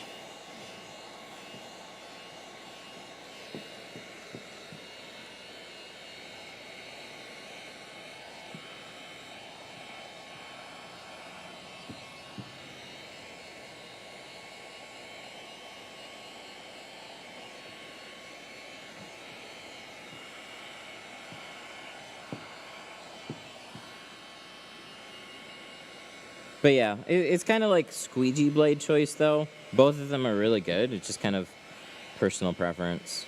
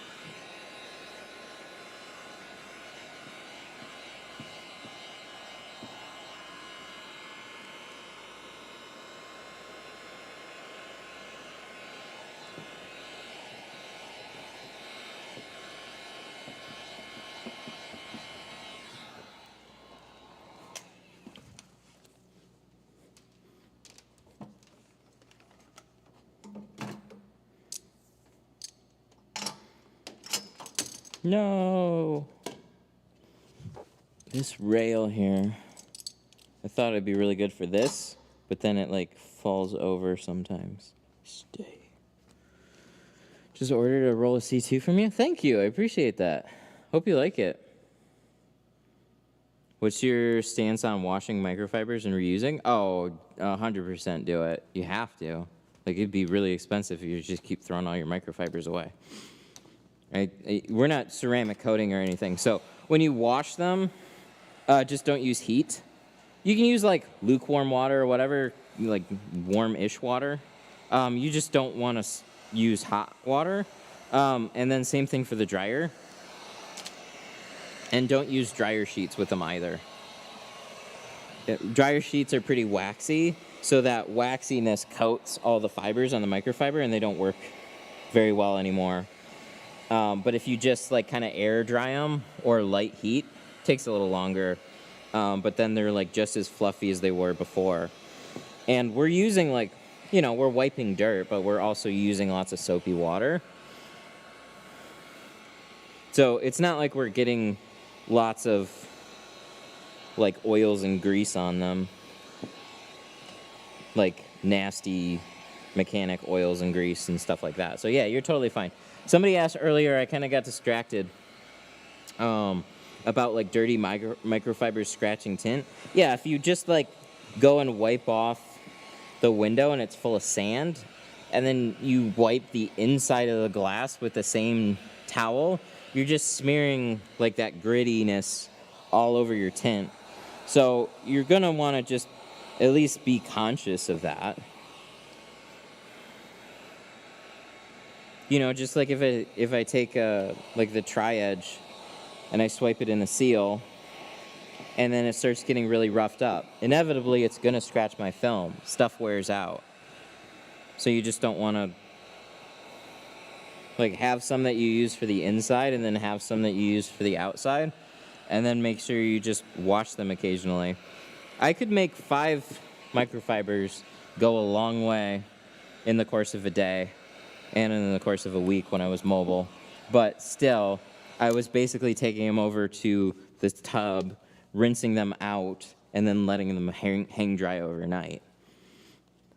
You can only get so far with that before it's just like, and the glass is never clean over that. You're basically just like smearing all the dirt off of the glass, and then you leave streaks behind.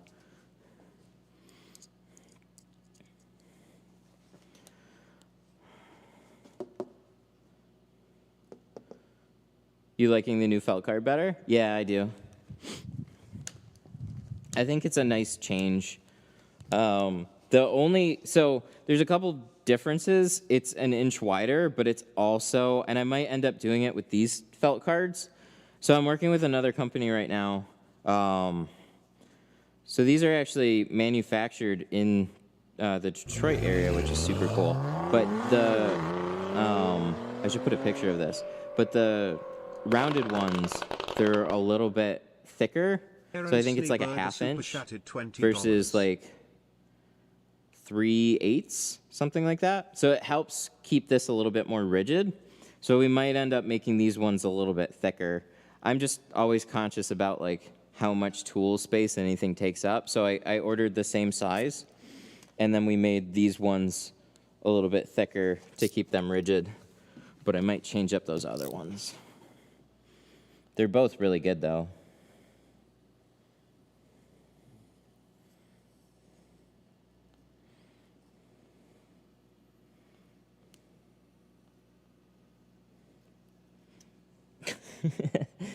Will you do a video on a VW Beetle?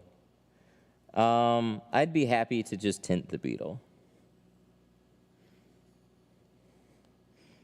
It is one of those cars that I, knock on wood, never see. The last one that I got was a convertible. Or it was the newer model where they're not as rounded. But if you're doing like the 2000s, like 2000 to 2010 or that range, I don't remember where it stops and starts, but the real rounded one, yeah, it's not a fun time. There's probably no video that I could really make that would make that one easier for you. It's hard for everybody.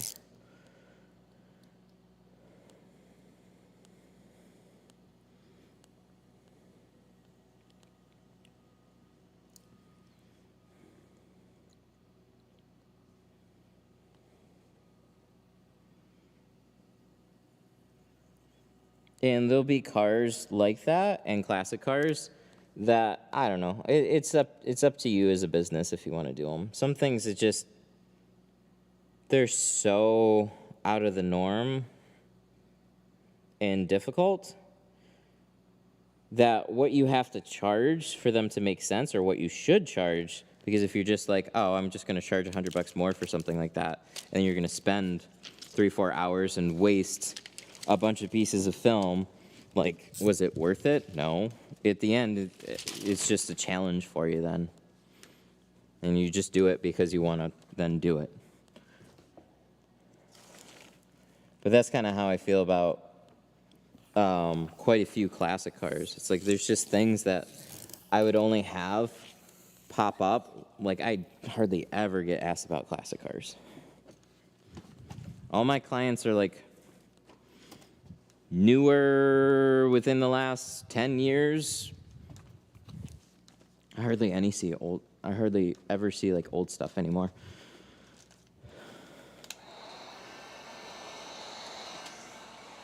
I'd love to super chat this answer, but I don't know how. Oh, no worries. I try and catch everything if I can. How's the color of Apex compared to Pro Nano? It's better.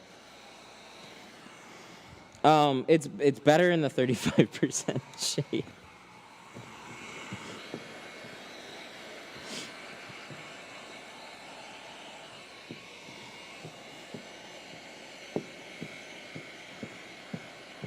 Yeah, with Apex, they've been able to do some more neutral colors on it, and it's kind of like hit or miss on the film that you go with. But yeah, Apex, I love everything about Apex.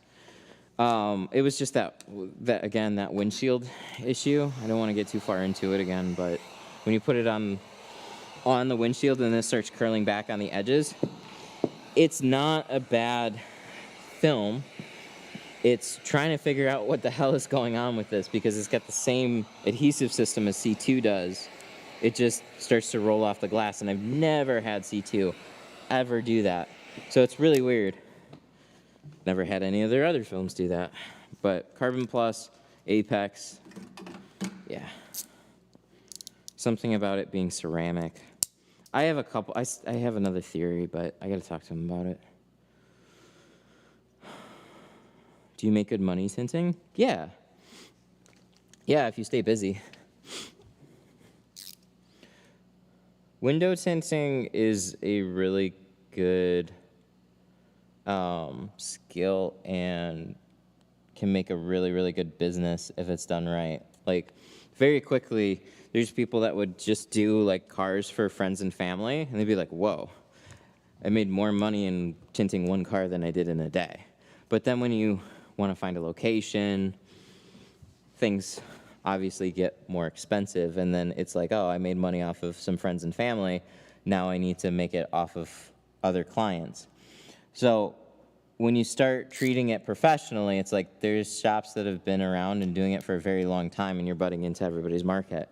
So it is a challenge to grow a tinting business, but yeah, it's a great income skill.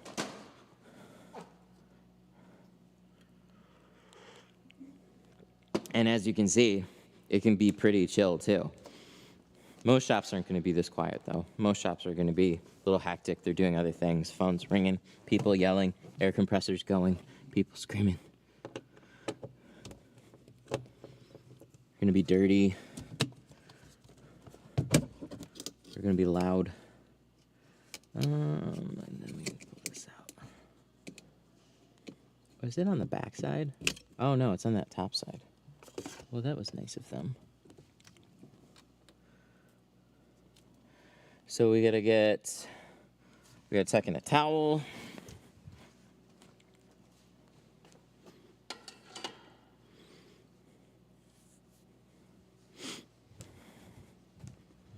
I wonder if it's the way it's rolled. I keep forgetting to tell them this. I wonder if they should roll Apex in the other direction than they do now. That's like the last thing I can think of.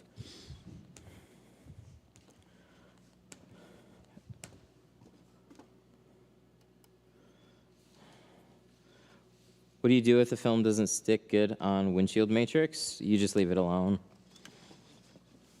the tint glue isn't thick enough to stick to a dot matrix, unfortunately.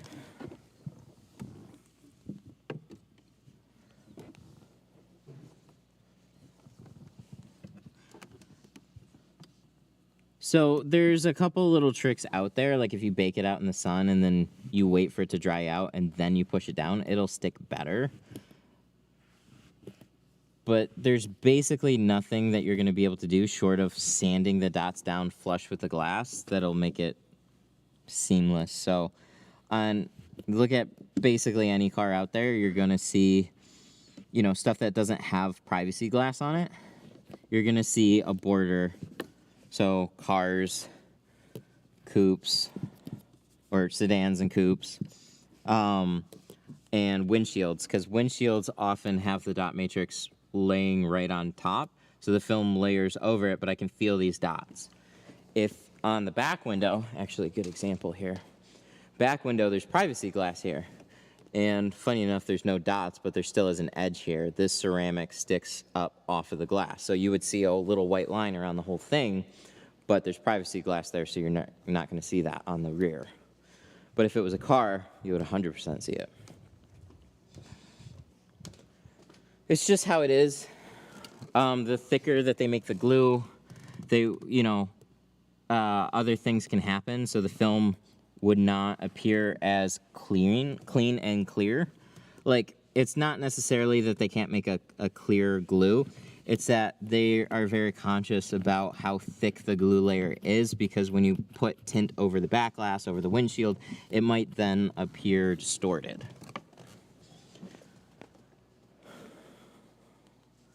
So they'll play around with some stuff like that, but they'd have to make it basically like, I think, 1 millimeter or 2 thick to basically seal all that in.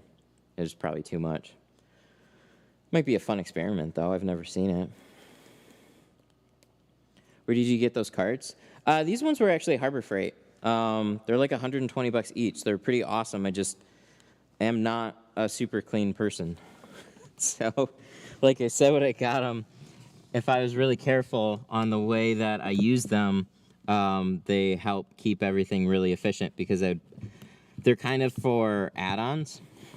But yeah, you can find them. They're like the general 2 carts at Harbor Freight. They're really nice. And then I've got that bigger one over there that's got the monitor on it. That's their bigger tool cart box. But I wasn't going for like full-on toolbox.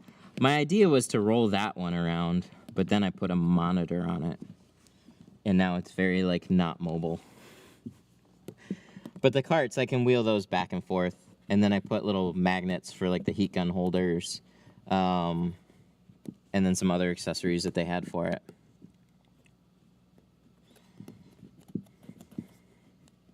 Put one on each side, and wanted to keep like back window tools and all the little things that I use for cleaning.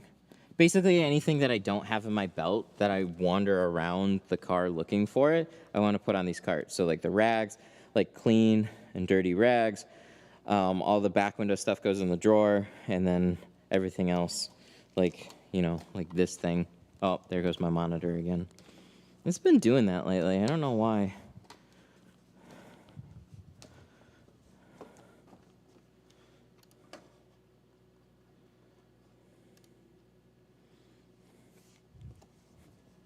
Oh yeah, and towels, Costco towels. As a tint shop, that's probably the #1 reason to keep a Costco membership. I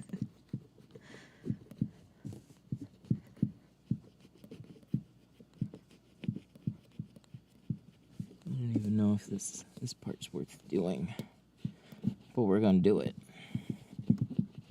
We've come this far. There's just certain little points in this windshield that kind of pinches towards the dash.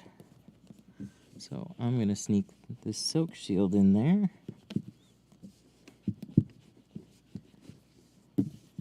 I've used some from Sam's Club, and they leave a lot of lint. Oh, these will leave lint too if you put them through the wash. Like when you first get them right out of the pack, oh yeah, they're not broken in or anything. They'll leave a lot of lint behind. But I don't really care about the amount of lint any of the towels leave behind because that's not going to screw up my tint job. Even a lint-free towel, what you're doing is you're wiping dirt and you're getting it to like, you know, you're smearing it around the glass and then it's going to build up on the edges and stuff. What's really going to clean the glass is your squeegees. So the towels don't matter as much. I just need the towels to soak up water, and these do a really good job of doing that. And then when you wash them, they leave a lot less lint behind, but they'll still leave it behind. What do you do with quarter windows that have tight rubber seals all the way around? You cross your fingers really hard because you're not going to have a super fun time doing that. So like Civics, a lot of the Subarus have them. A lot of foreign cars, they'll do that. Like the Japanese and Korean ones, they'll do that a lot.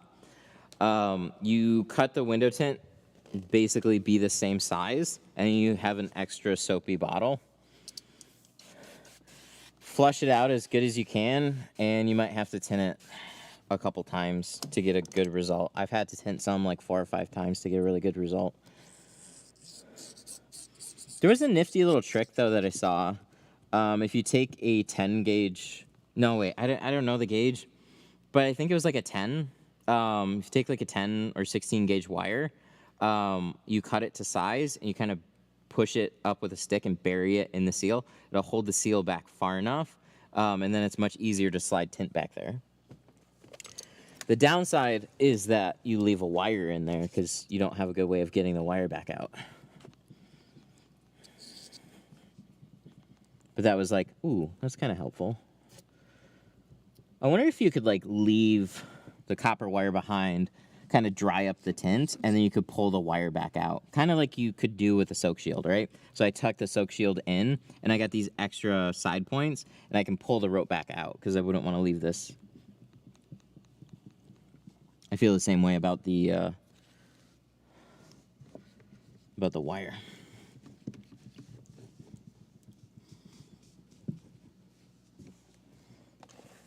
I should have a couple more tools in here.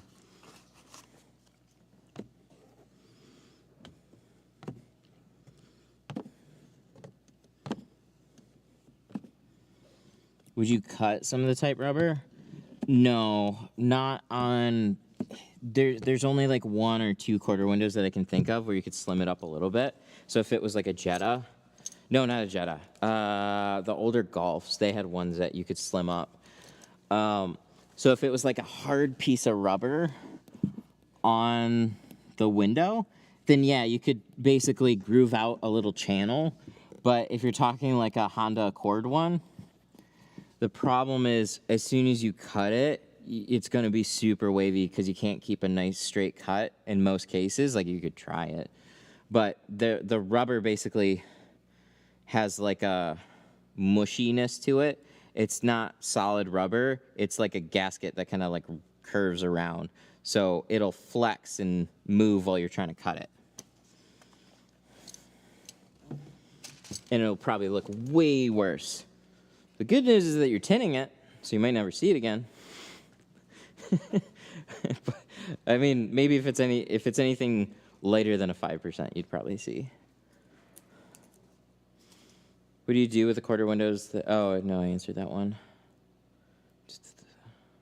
Yep. Be careful. That's what I'd say. Be careful.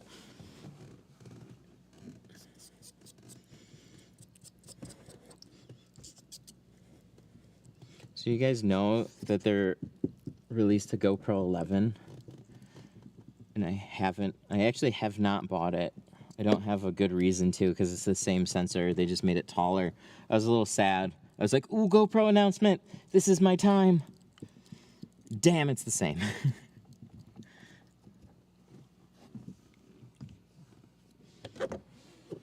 And then they announced a mini, and I got really excited too. I was like, ooh, I could basically have a smaller thing on my head. But then it's got no HDMI out. So then I'm like, oh. And it's got an internal battery, which is another bummer. They're going hard into drones, FPV stuff, which is not which is what I have on my head almost, but not quite. That was sad. Would have been nice to buy a senseless upgrade.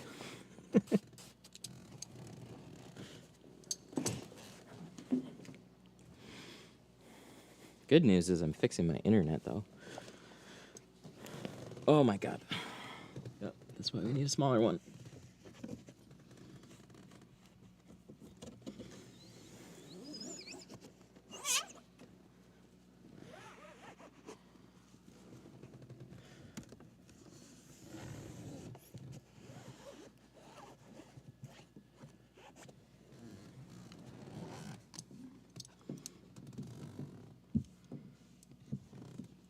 Yeah, it should be good.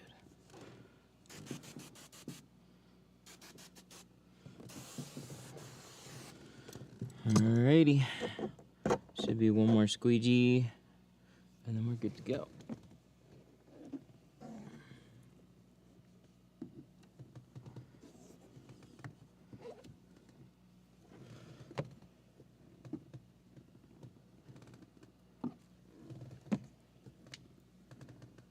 Let's get all this stuff off. Oh.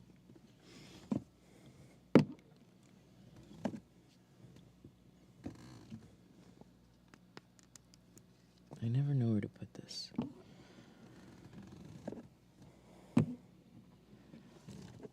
Oh, I forgot a squeegee, actually. See? I'm crossing my fingers that I put it back in the cart. Yes. See? That's why they're there.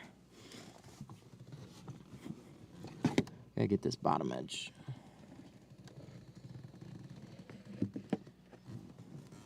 Cool. Alright, just kidding. Oh, I don't like when I see that. Yeah, we'll do this one more time. I don't like seeing drip marks down from the center, 'cause that always pulls dirt. Dun, dun, dun, dun. Oh my goodness. Canon. Hello, Tint Studio, how can I help you? Good, how are you?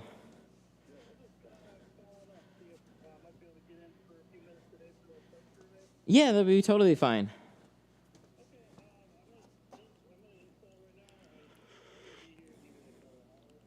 Oh, that would work out great, actually. Yep, that would be totally fine. All right, sounds good. Bye. Good. Speaking of internet.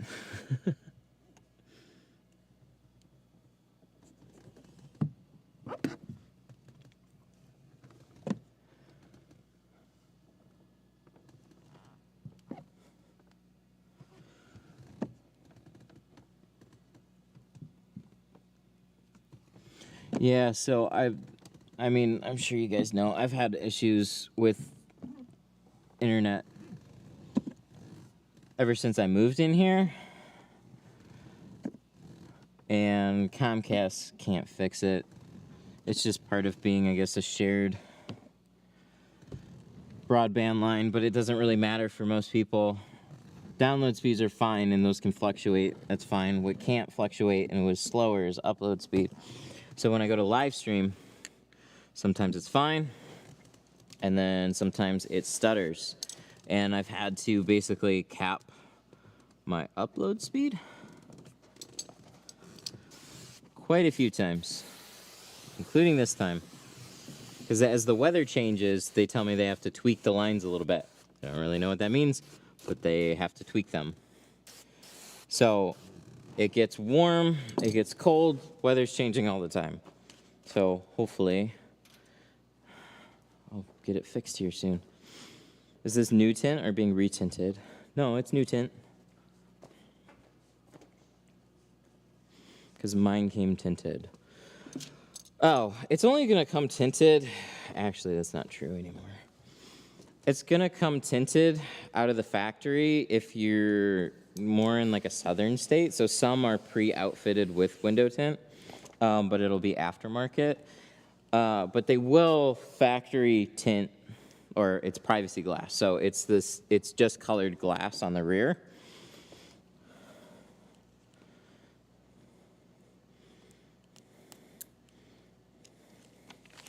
Or you bought it used and somebody tinted it before you owned it.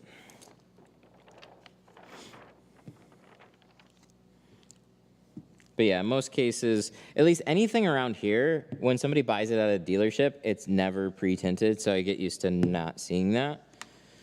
And then people add it afterwards. So if they've bought it used from somebody, they might get it retinted in that case, because it's typically not always done very good. Okay, so for the reverse rolling,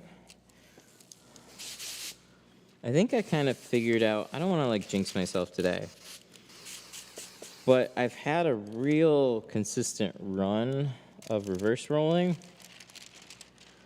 So one more little thing that seems to help, I'll talk about it as soon as we get there. It's more on the inside of it. It has nothing to do with like the prep work.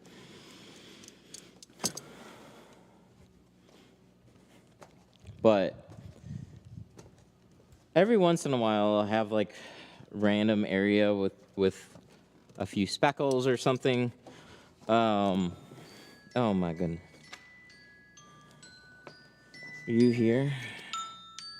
No caller ID. Okay, no caller ID, no answer.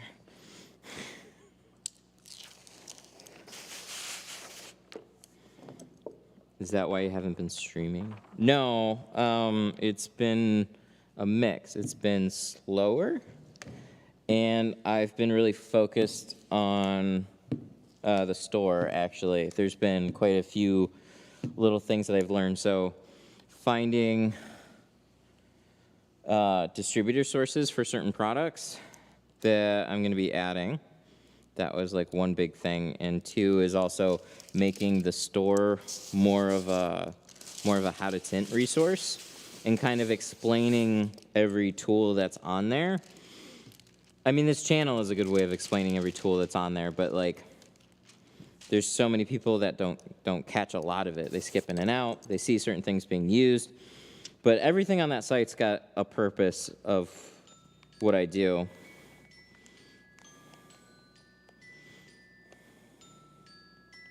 Uh-oh.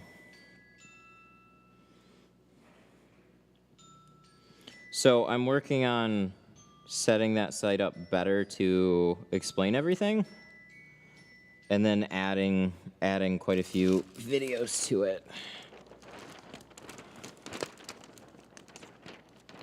It's been more the back end of things, trying to figure out the way everything should lay out so it's easy to understand.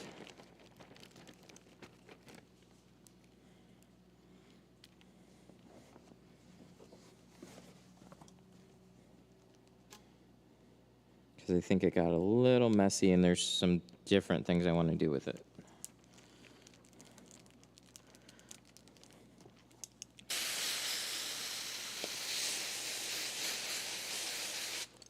Okay, so reverse rolling.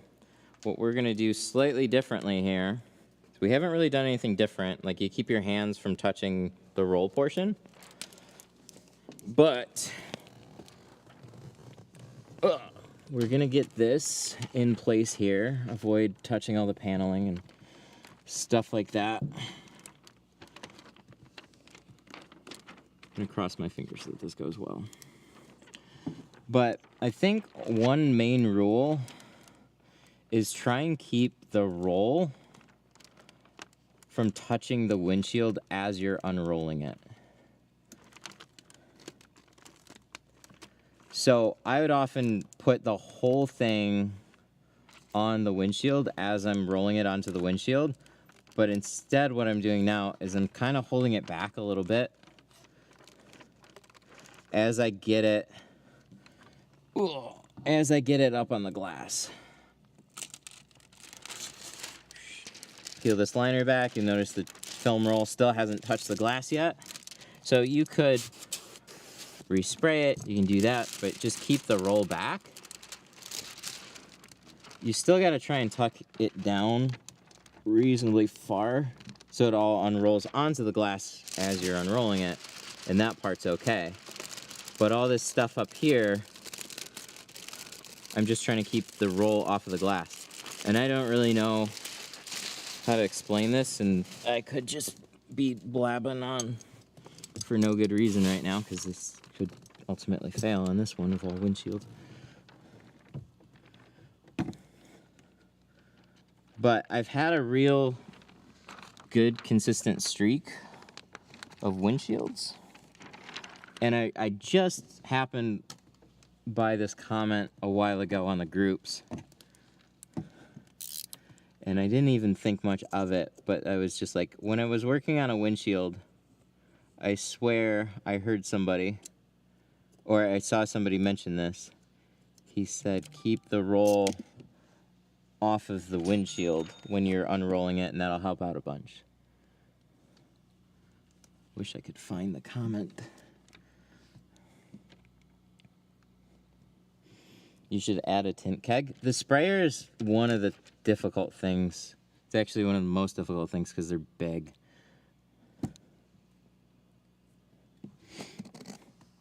But I might. I'd like a couple of sprayer options on it. But there's a couple things about the site where it gets tricky.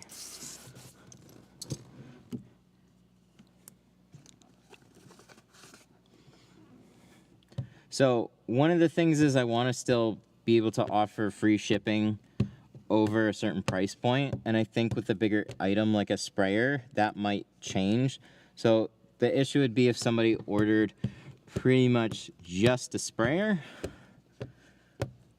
and like a tool or two, it wouldn't make sense to then hold sprayers on the site, because then I'd basically lose money. Tint keg would make sense though. So then we could put other tools in there. Oh my god, what? Oh, spam risk, thanks.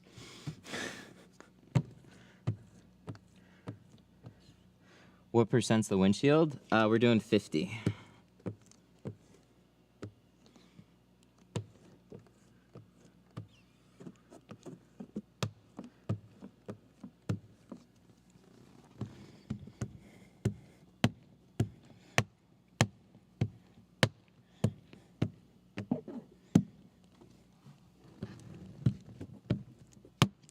But yeah, I don't know. I'd like to do something.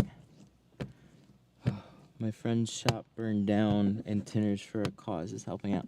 Oh, that's super cool.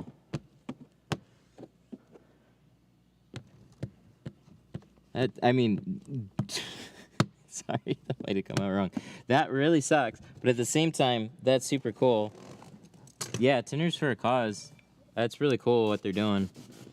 A legit window tint charity that is helping shops that have, you know, random problems like that. You know, health problems, your arm breaks, you can't tint, family emergency, shop crisis. Yeah, it's a really, really cool thing to do, because it's such like a, I don't know, it's such an interesting type of business. There's a lot of them that are independently run, and they're usually by people that actually tint. And then if something goes wrong, then yikes.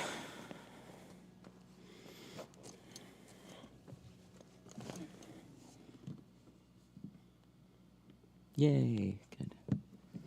Okay, cool. That's still good. All right, I'm crossing my fingers real hard here. I think that's it, though. Because I clean and prep the hell out of doing a windshield, and then every once in a while I'd have, like, miscellaneous dirt speckles that didn't make any sense to me. Not for the level of care and detail work that you put into it, and then you just get a, you know, like it would be here or something,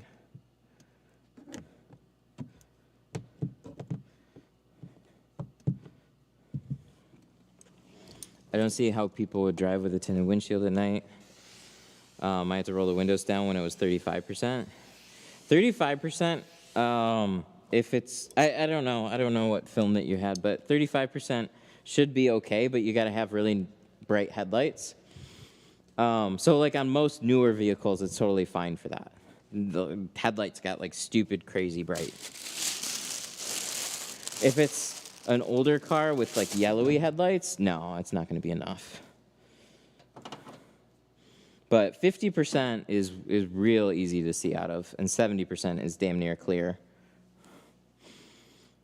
Could be the water is dirty or the keg/hose. No, like it was just too random.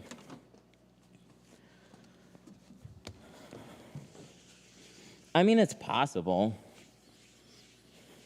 But, okay, so what doesn't make sense is like the door windows would turn out great, and then it was just in certain spots on the windshield, it just wouldn't be. It felt more like dirt was coming from somewhere, but I couldn't really explain it because how I prepped them and rolled them and everything, it was like I'm always really careful. Then sometimes I'd put tape on the headliner and whatnot, and it's like with the type of work that was, you know, going on the back window and the doors and then go to the windshield, and it wasn't like it was just like a couple little spots, and then all of a sudden there'd be like all this trash in one little area or something. It just didn't make sense. My best theory is, so you roll up the tint, peel the liner, roll up the tint, and there's a little chance for dirt to like chase around the edge and feed in. And best I could think is like, that's when it's happening, is when it's, the roll is then touching the glass, and then you're just creating this little like suction. And the roll touches it, and you pull it back a little bit, and then like dirt's shooting into it. So if you hold the roll back from the glass, I don't know, it's small difference there. But I've done I had 2 windshields on Saturday, doing this windshield today, done a handful before, and just trying to be conscious about it, and all of them seem to be just really, really consistent now. Just ripped off 20%, getting 5% tomorrow. Nice.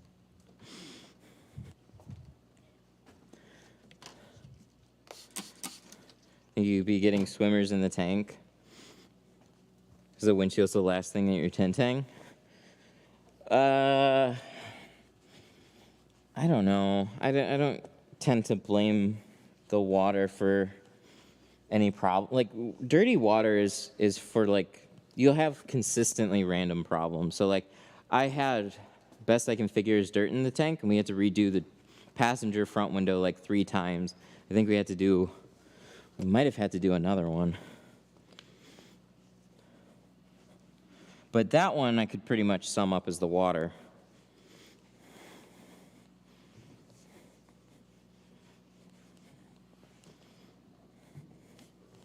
But this was like an ongoing thing. And so with that same water, do the doors. And the windshield might be the last window I do in a lot of cases, but it's not the end of the tank. It's like not even near the end of the tank. Because I'll fill up the tank right before, like this one. First car is when I fill up the tank. Fill up the tank like every day. So there we go. Yeah, I don't see anything. That is really friggin' good. That's what I should see. You might see like one random speck here or there, but it should be like basically the same as what I do on the doors. No, that looks really friggin' good. Because, I mean, I don't know how many of you guys saw I would peel back the tint and, oh, there'd be a little hair here or the little this, little that. I didn't know where it was coming from. That's the only little change that I've made. How'd you get your iridescent cupboard? That looks awfully late for 50. Wait until I close up all the doors and get that dash towel out. The dash towel is going to make every windshield look lighter than it is. As soon as I move that dash towel and close up the doors. Bright white does that.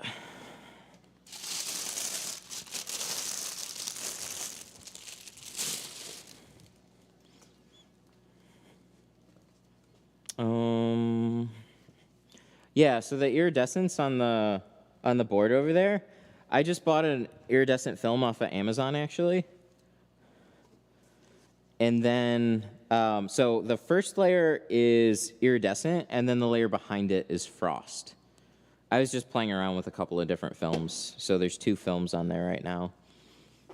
Just the iridescent film, like the idea was put an iridescent film on there, and then light the whole thing up, so it looked really cool, but it screwed up the camera, so I can't leave lights back there. So then it just looked ugly, because you could basically see right through the iridescence, so then I put a frost over it, and then looks nice. I didn't want to darken it.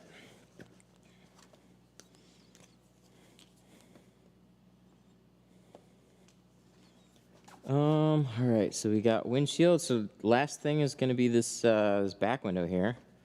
We need what do we need? 20%? Yeah, 20% ceramic.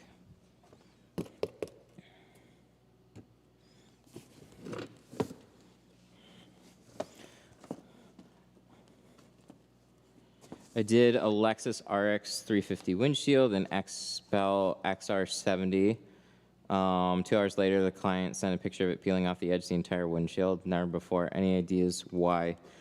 Dude, that sounds exactly like the problem that we were having with Apex and Carbon Plus. I don't have a good answer for you. Just let it sit for longer. So if you can, there's like a funny thing that'll happen sometimes with tint where it's like stuck to the glass, but it's not quite grabbed onto the edges yet.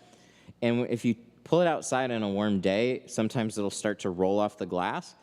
And if you leave them inside in a cooler garage, sometimes it'll happen too with certain windshields. So you just got to let it set up, and then just make sure you can catch it early in case that it starts to do that. A way that you can get it to happen faster is just warm up the edges with a heat gun.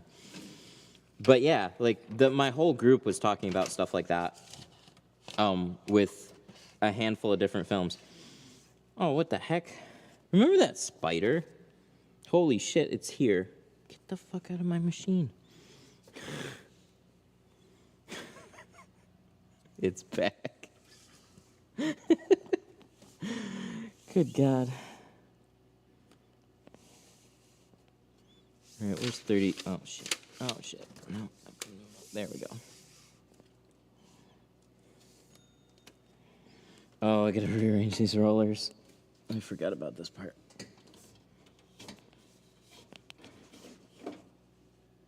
Okay, so I did a thing.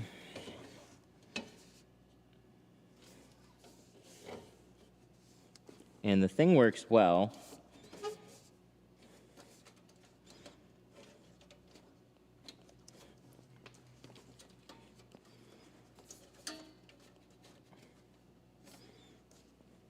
I don't know. It's like it's a tough thing to explain. I'm talking about 2 things. I filed the rollers so I can use all the rollers at once. But it wasn't set up for the roll right now, so I'm just getting this set back up. But yeah, as for the tint rolling back off the glass, like this is a tough thing that seems to be happening to certain people, and best fix that people have come out is literally that. Leave it in your garage for longer. It's almost like a thermal shock, but like when you pull it out on a hot day, there's like, moisture starting to evaporate. The way that you peel film off of the glass is you get it warm, use a steamer.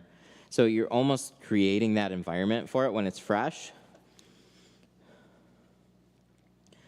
But I've had that exact same thing happen with like miscellaneous vehicles too. So like for a little while we were getting Jeeps. We'd go out to a Jeep dealership and then literally flat windshield, couldn't get the tint to stick on the edges. No clue why. Hang on 1 second.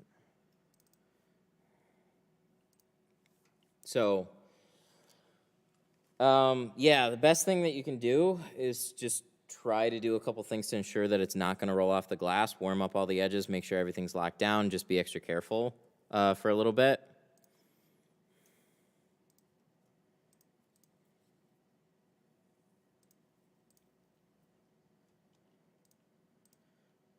And keep an eye on it. I have another chemical that I'm going to try and use. Because like I'd wipe the side edges with like alcohol and stuff, and that wouldn't fix it either. This is HD Crew, right? Something like that. Good God.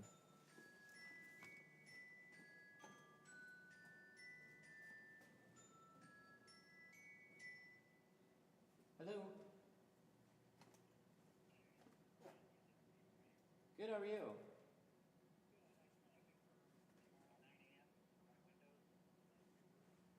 Oh, it'd be 10 o'clock. Yeah, I sent, you should have gotten a follow-up text. They said, like, I saw the appointment was set for 9, but it was, we don't open until 10.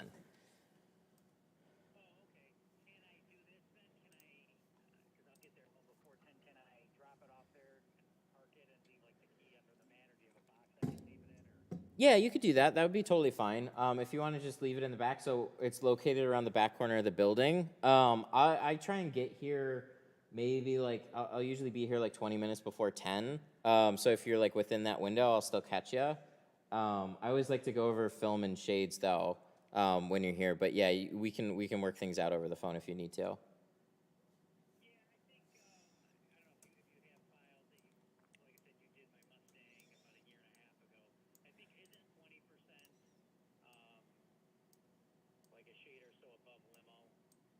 Uh, 20, yes, that would be the next shade up. Oh, okay. Sure. Oh, okay. All right. Well, that's no problem. I forgot that you had brought another one here before. Then you kind of know the drill.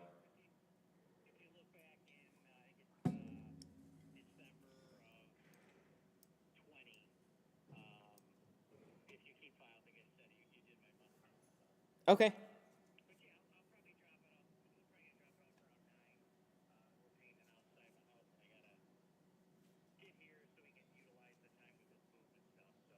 Okay.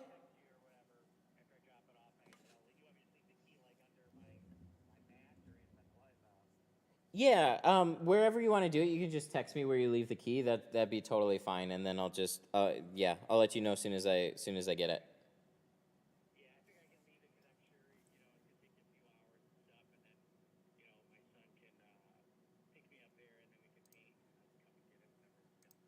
Alrighty, yeah, that sounds good. Yeah, all good.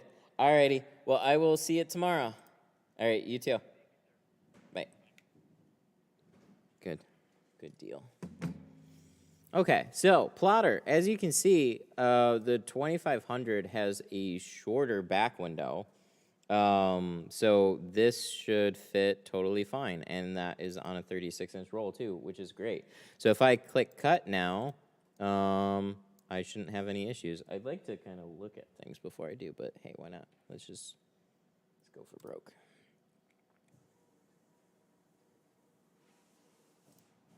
And that's cutting.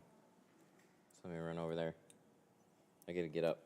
That was tomorrow's appointment. Starting to get busier. Like, it genuinely was not busy for like a little while, and I was working on other stuff, so it's like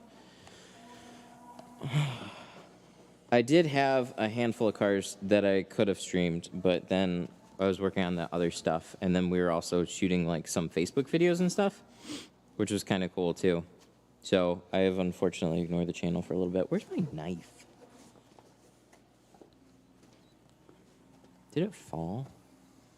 Oh, it'd be on the dash. The last thing I cut was that tab. Right, so it should be here. Have you thought about adding water misters to control dust? Yeah, actually, I've thought about adding them, but it would just be to look cool. I don't think it would actually help control dust. Plus, it would probably rain down on everything else around here, and that'd be its own problem. I think it was Korea Tinter. He has a whole like remote misting system that's actually pretty awesome. But he's got like a really open, clear space for it. My other problem is I got this big diffuser, and I don't want to poke a bunch of holes in it. But it would be cool. There's like, you don't really need to be super careful about your environment when you're tinting, because the amount of time that your film is actually exposed is really, really little. I guess I'll use this one for now. I don't know. I misplaced it somewhere. I can't find it yet. I'll find it in a little bit.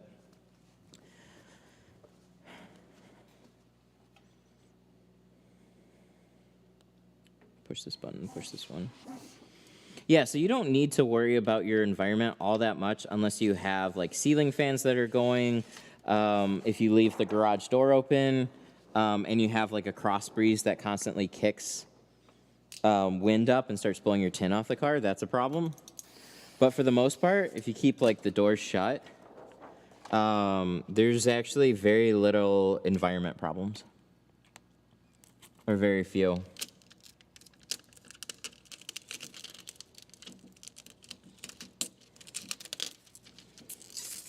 So one of the places that I, like, if I had, God, I don't even know if I have pictures of these places.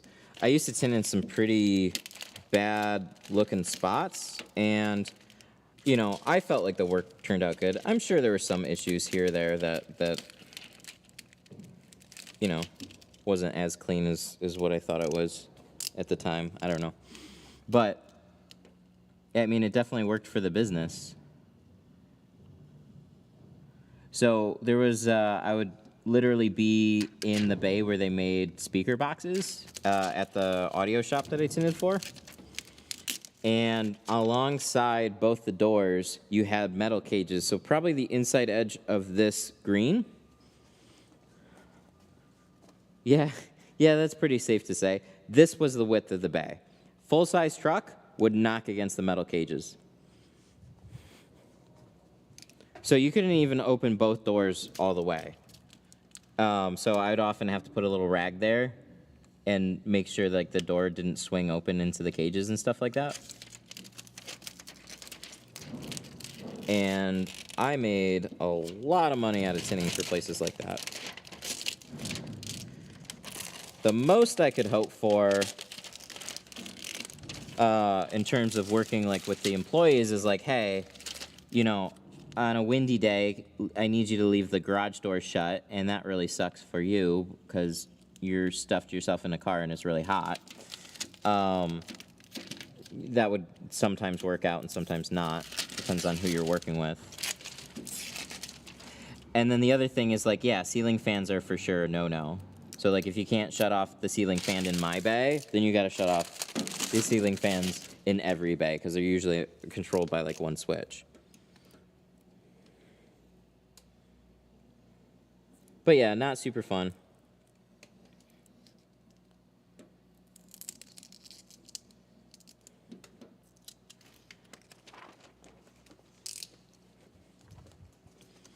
So in a space like this, it's just way more controlled, but still the same rules apply. Like I leave the door shut. You'll see here, the exposure time of your film is what really matters. So in a glass shop, dude, they didn't care. They would be respectful of air gunning stuff, and that's about as far as it would go. But the door was open all day long, and they'd be cutting out windshields, moving around, you know, kicking up whatever dust you kick up from just working on things. The garage floors were all like dirty concrete floors that they'd sweep at the end of the day. And if anything, I'd want them to, he's like, no, don't sweep, because then you'll kick stuff up into the air. Just leave it till the end of the day. And they're like, all right, I won't touch it. So, let me show you. So we'll put a little towel here. We'll clean this off. And I can have all manner of little dirt speckles, or not dirt speckles, but like, you know, dust, right? Dust starts to fall on things, build up over time. So I got my pattern here.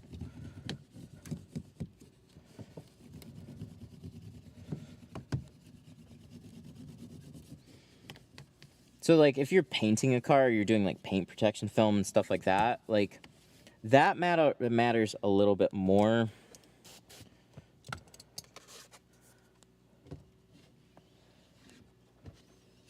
Let's clean this off.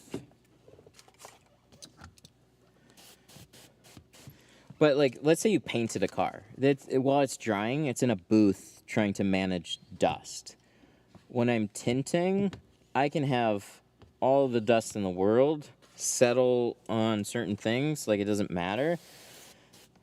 So we literally just squeegeed it off right now.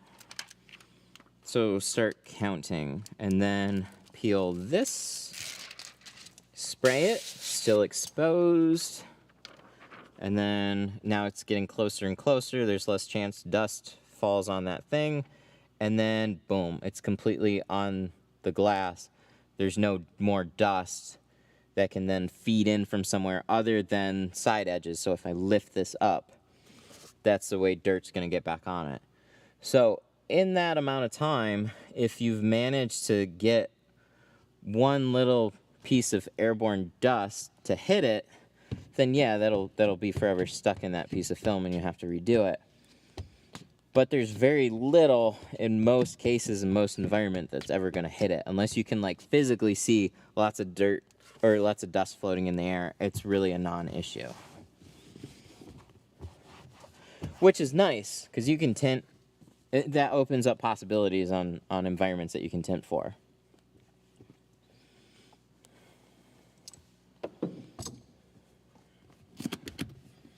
Yeah, we'll leave this. That's fine. We'll tint around that. Plotted pattern turned out nice, though. I did a video on blade pressure.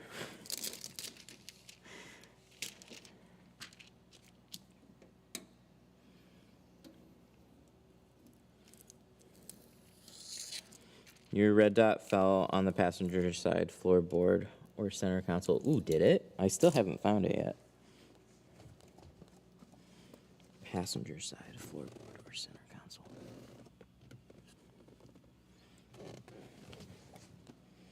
So it's somewhere here. I believe you. I'll have to find it. Inevitably, sometimes it falls in between the... Oh my God, you're a genius. Thank you. I probably would have lost that one forever. Got it. Thank you.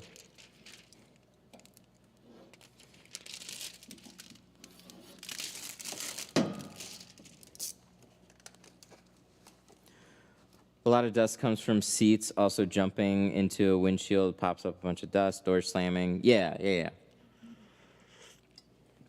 Anything that kind of like shakes up your environment. So like even the floors, right? Like these could be just dirty concrete floors and you're walking all over them.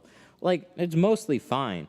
You're working with water too. So if you especially felt weird about where you're tinting, take your sprayer and just like mist the floor, and that should control like any dirt that wants to pop up. But I'd say that's just being paranoid.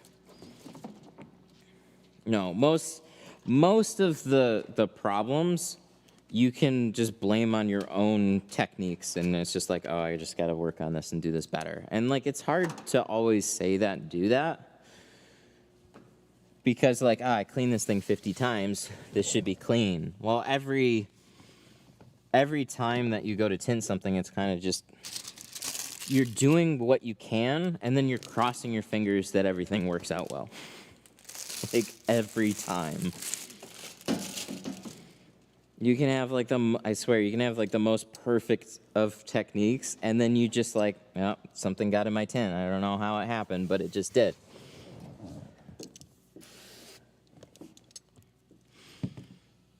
Yeah, that was great. Oh, this is interesting too. I don't know if I've ever seen one with the gasket right here like this. Huh. Oh, we'll have to tuck that.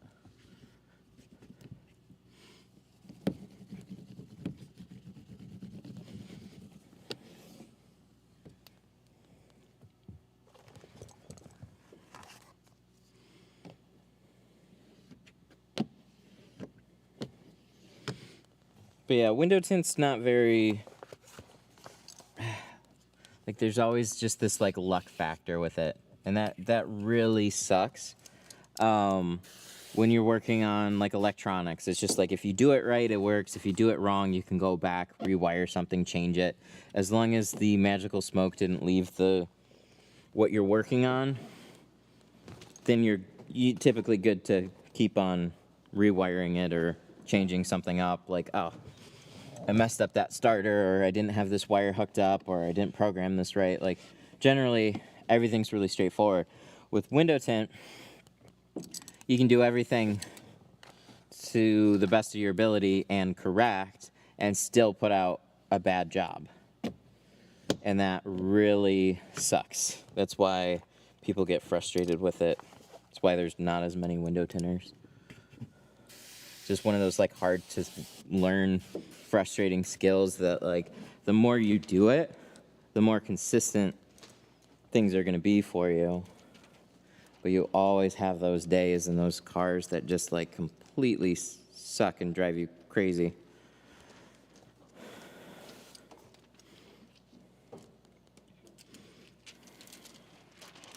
There we go. I think I grabbed the wrong one. Yep, this should be it.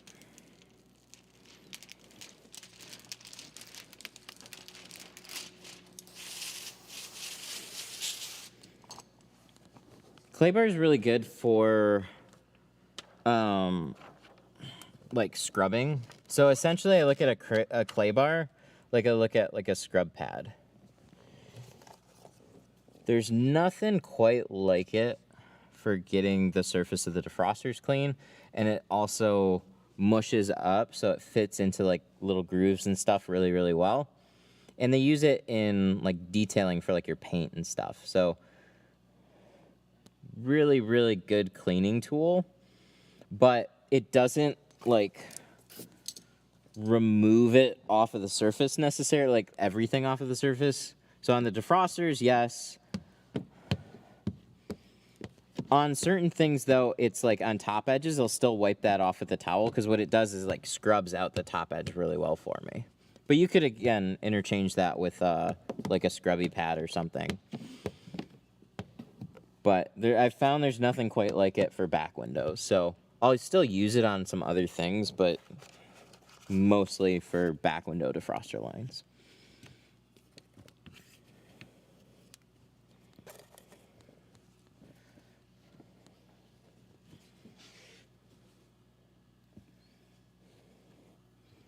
Good deal. We got one more. That pattern was nice. I like that. That worked out great. Okay. Other side. Oops. There.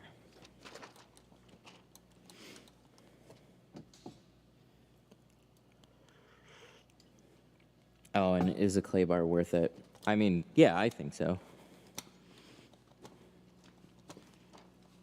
There's quite a few tools that I use now that I never used near the beginning. They didn't exist. We didn't know about them. Everything that I use it for a reason. It's got a little special place. But not everything's going to be necessary, so it's definitely not necessary. It's a helpful addition though.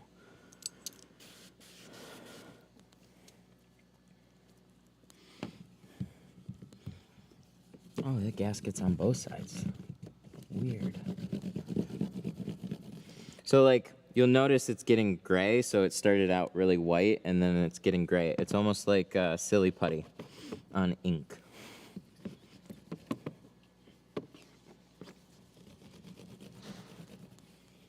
So it's good at getting in between all the lines, and then it pulls some type of residue off of your defroster lines, and it doesn't damage your defroster lines. Now you can still use a scrub pad on them. And then I'll go over it with a clay bar, and I'll still have that same type of black residue pull off the defroster line. So I don't really know what that is, but I know it comes off, and it's good for cleaning. Here, this is weird. It's like I have a side seal on a. I don't think I've ever seen that before. It's not a big deal. It's just unique. All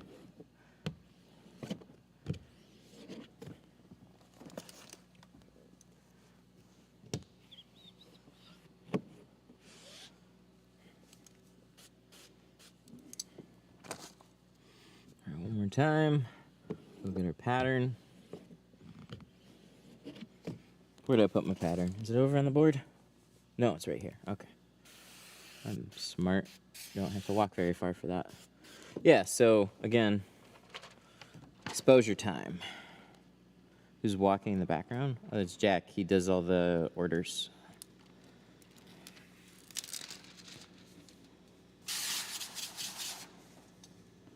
Any difference between the hybrid squeegee and the orange crush?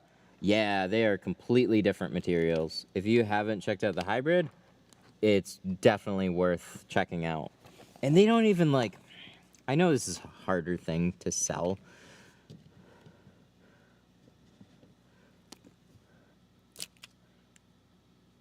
But they're, like the graphics about the hybrid talk about durometer. And everybody's like, durometer, durometer, durometer. There's different feels, so like there's different materials. I'll show you if you look at the pictures of the hybrid that I have on 313tint.com, you'll see how glossy that material is. I don't know. None of their other squeegees are like it. It's perfect. Honestly, it's really, really good. So, here, I'll pull a couple. We'll pull the red lime, we'll pull the orange crush. So, I like the orange crush. Ooh, and then here's one that's untouched. This is the orange on the orange crush, and this is the orange. Here, where's that gloss? There it is. It's like glassy. See, like totally different. The Orange Crush is still a great squeegee, but it's a little, what I describe as rubbery. This is like glassy smooth. And it just like, when you use it, you'll see the differences. So both sides are essentially like that. This one has more of like it's the same, I'd say it's like the same type of material, just whatever they do to finish the top isn't quite the same on the blue side, but both of them, if I flip it over one side to the other, I couldn't tell you which side is which. They're both really, really good. But there is like a little hardness difference, like so the orange is a little softer than the blue side. Both of them work insanely well. The Orange Crush is still really, really good. But I've noticed after a month, it starts to leave like little rubbery streaks behind. And it's just, I don't know, it's just not as good as this one. So like Blue Max, Orange Crush, Flat Out, those are some of my favorite squeegees. This beats them all.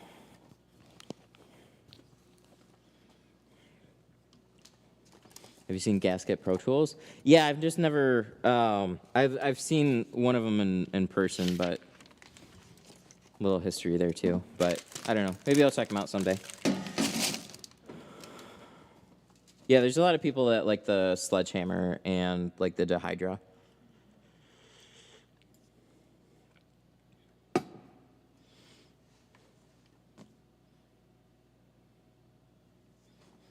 But yeah, I don't know. It's it's been fun having people here at the class because they've used like some of the other squeegees, and then I hand them the hybrid, and like that's the squeegee blade that you get at the class. Like I give you that one. That's the most expensive squeegee blade.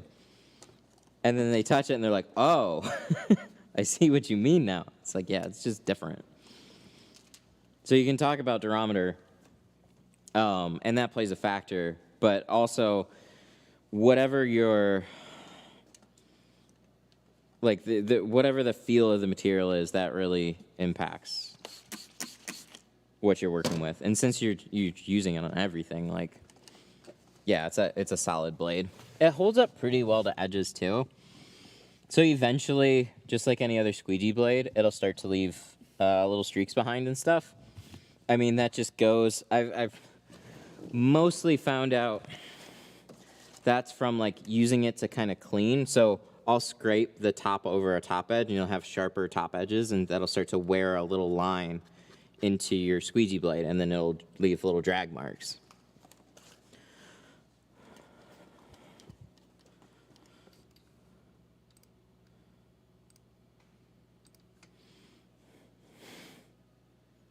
It's got divots and dents, so time for an upgrade. Yeah, when they get to that point, definitely. I still haven't tried sanding, but I've got that little station there for fixing a squeegee blade too. So it's this little like vise setup, and then you can essentially line it up here. Take your knife, trim off a little piece off of the top, and then you'll have a nice sharp edge. There's a couple different ways a couple different things people do to keep their blades going longer. Because what always bugged me is like you got so much material here that like, okay, some of it's for the feel, obviously, but then as soon as that edge starts to wear out, you like want to throw it away. It sucks. It's just like you just got to refinish the edge.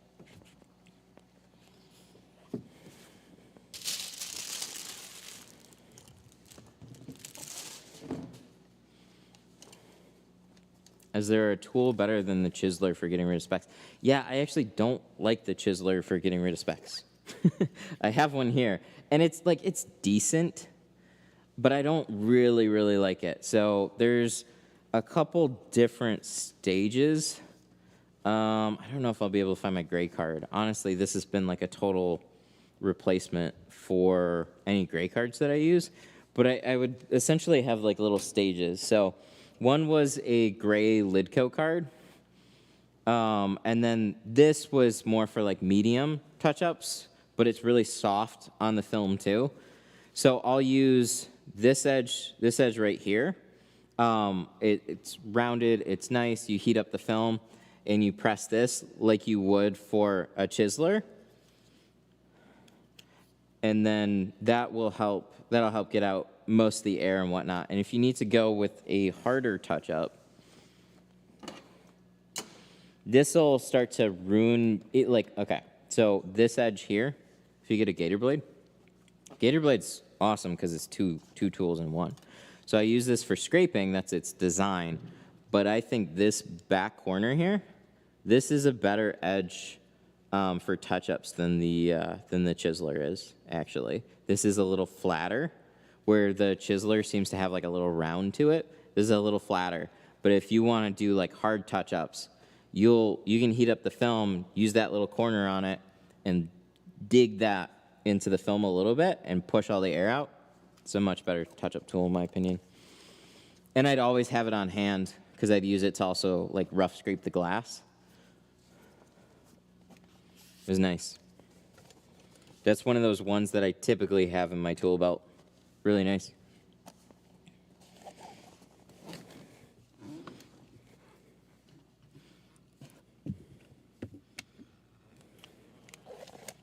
All right, let's see. Let's see if we can pull this rope out without destroying our work. So being that this was a tighter rope to put in here, not near as bad as an Audi or anything, but you still want to be a little careful. Pull this back out. Go to the other side. Hey, look, it's Matt. What's up?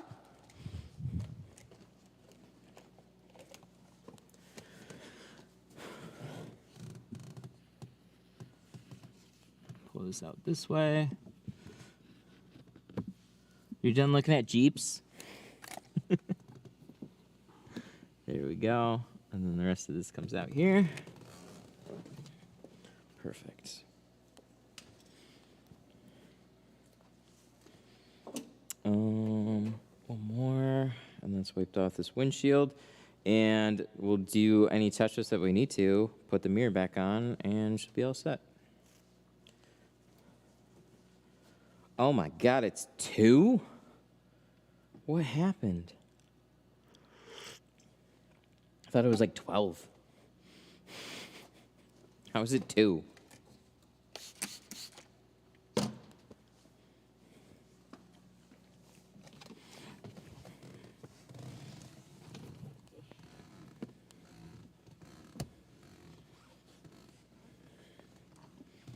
Also, can somebody tell me if using like rubbing alcohol or isopropyl is a bad idea as a glass cleaner? Because I have seen 0 downsides and it seems to work infinitely better than like any other glass cleaner that I've been using. It dries fast and streakless.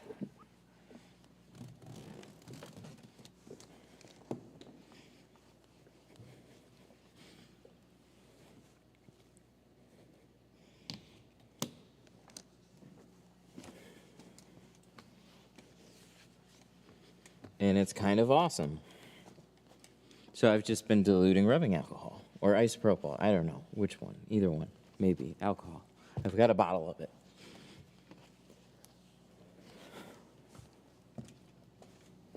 I know they use alcohols in glass cleaners. So like if you have the sprayway stuff, it's great. It's probably the best one that I've used. It definitely smells the best, but it doesn't dry as fast as this does.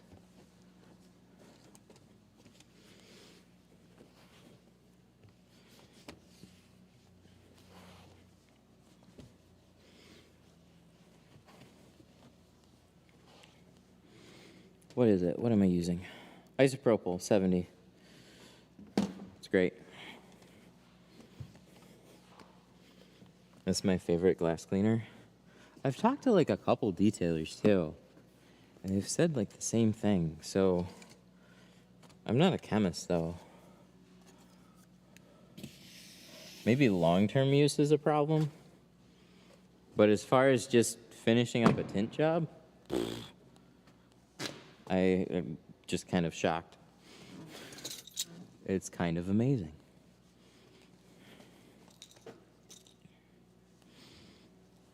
What car are we tinting? Well, we're basically done tinting this truck. So that's gonna do it.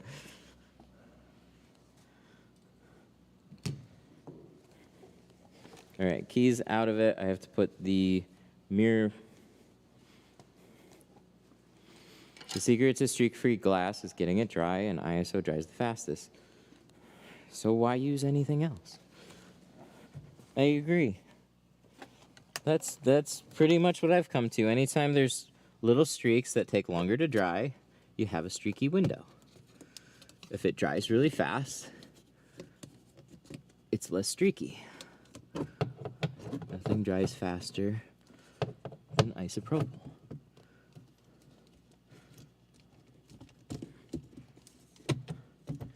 Because marketing. Okay. That's fair. Marketing's kind of crazy.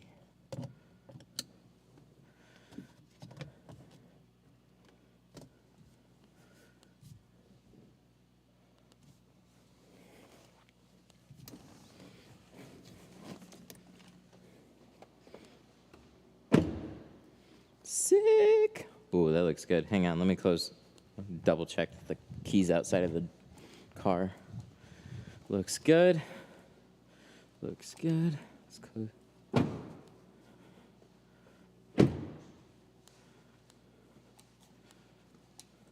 Woo. How's that? Does that look darker for 50%? So you can see the little trees there. And so I can see like the little, this is like a foggy look, obviously because of the diffuser. You pull it outside, that's going to sharpen up a lot. But yeah, definitely it looks darker once you pull the cover and stuff because there's nothing for the light to reflect off of. And then the sides are plenty dark. So we did 5 in the front. We did 20 over the rear. So when you look through, oh, it's got spots, does it? Hang on. When you look through, that's like a dead-on match, which is really nice. Do 5 on the front, 20 on the back, usually evens out. Really, really nice. And then 50 on the windshield. Heck yeah. Where's my coffee? And that'll do it. Canon. Whoa. Where'd that come from? Goodbye. We used to use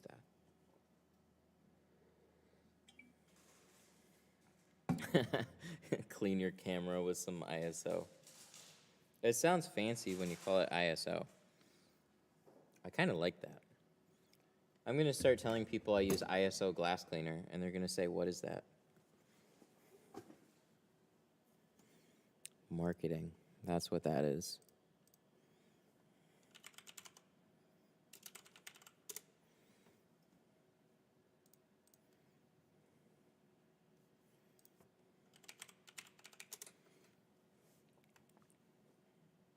Oh. Oh. What a bummer.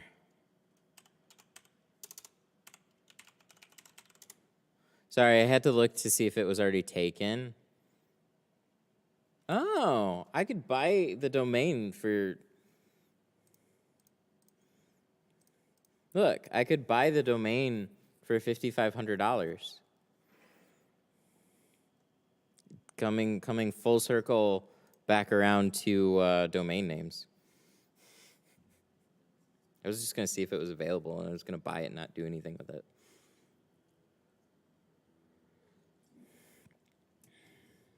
Dude, I've just been wearing a camera for the last, 3 hours. 100%. That's probably a little yellow piece. Oh, yeah. So this headset thing, it's got these little rubber grippies. I really like the GoPro headband, but I don't know. Over time, it really starts to irritate my forehead, so I've just literally cut off microfiber patches, and then they leave little bits. Thank you.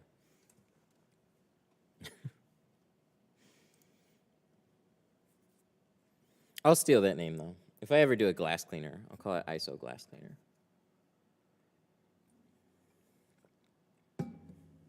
Sounds good. It'll just be isopropyl alcohol and water. That's it, though.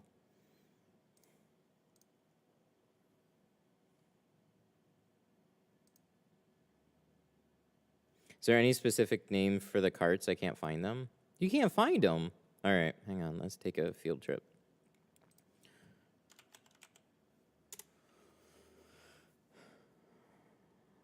I found them, and well, no, I've been here before. Okay, cart. Oops, I pressed another button. Hang on. Did it? So if you look up the carts, that was this one here, actually. This is the cart. U.S. General. That's their own branded carts. It's hard to beat. You can't find it. They're like the Lexan of tool carts. Genuinely good quality. At a competitive price. But yeah, a lot of different colors. I almost got the green ones. I was pretty happy that they had bright green, but I ended up getting the white ones. White's a little cleaner if I actually keep it clean. But yeah, they're $130. Where they make their money is they have all these additions that they sell in the colors too. So glass cleaner holders, bottle holders, hooks.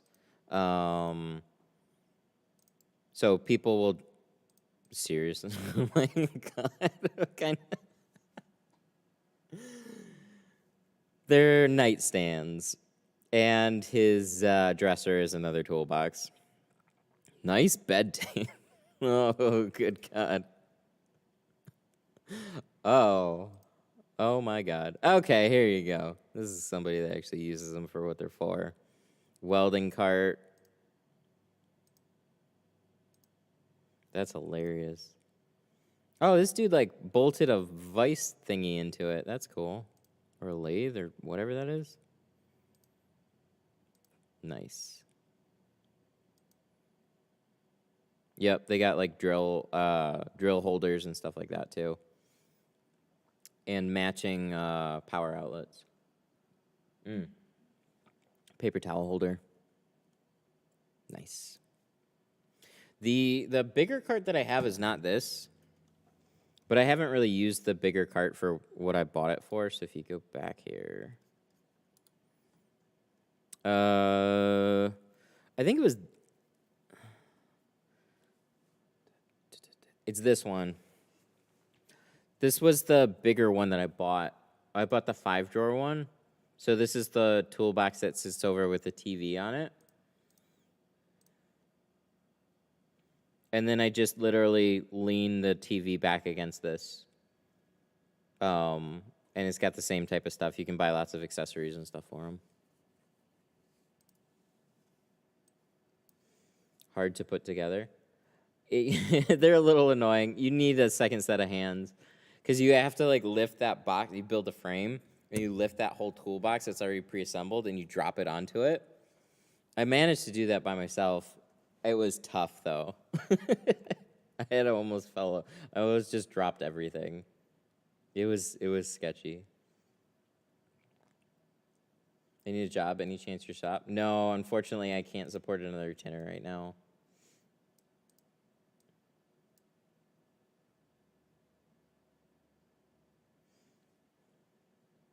What kind of film do you use? I use GeoShield window films. Yeah, the nightstand, right? Pretty ridiculous. Harbor Freight's, man, I always forget about Harbor Freight. I could spend way too long because there's so many like, oh, that seems useful, that seems useful. But I always forget that Harbor Freight exists, so I end up going to like regular hardware stores, and I'm like, oh, I should have tried Harbor Freight. It's kind of like Costco. I go to Costco for like the main things that we use, and then when I'm buying like a random thing, I always forget to check Costco first. Do you ever tint older cars anymore? Hardly ever. Nobody calls about older cars. I mean, that's been the case for a long time. Like, I would just hardly get any inquiries around here about older cars. More often than not, people that buy older cars don't care as much about them or are happy they saved money on an older car, so they don't want to spend much on getting the windows tinted. There were very few people that I even ever tinted for that was restoring a car that would, oh, okay, I'm restoring this car. I want a really nice tint job on it. I just didn't see that very much. That's how I feel about the Container Store. Container Store's great too. Yeah. That's actually where I got, we're going shopping.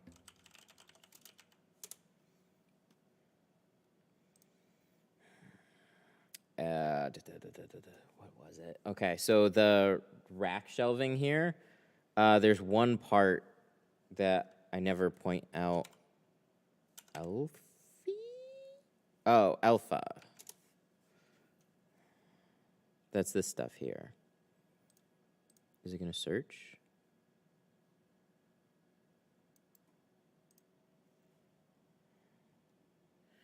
Where is it? Ooh, I think this. Solid shelving. No. Oh, yeah, these brackets. One last thing here. So these brackets are interesting because they have closet hook. So you guys know I have those big carpet shield holders.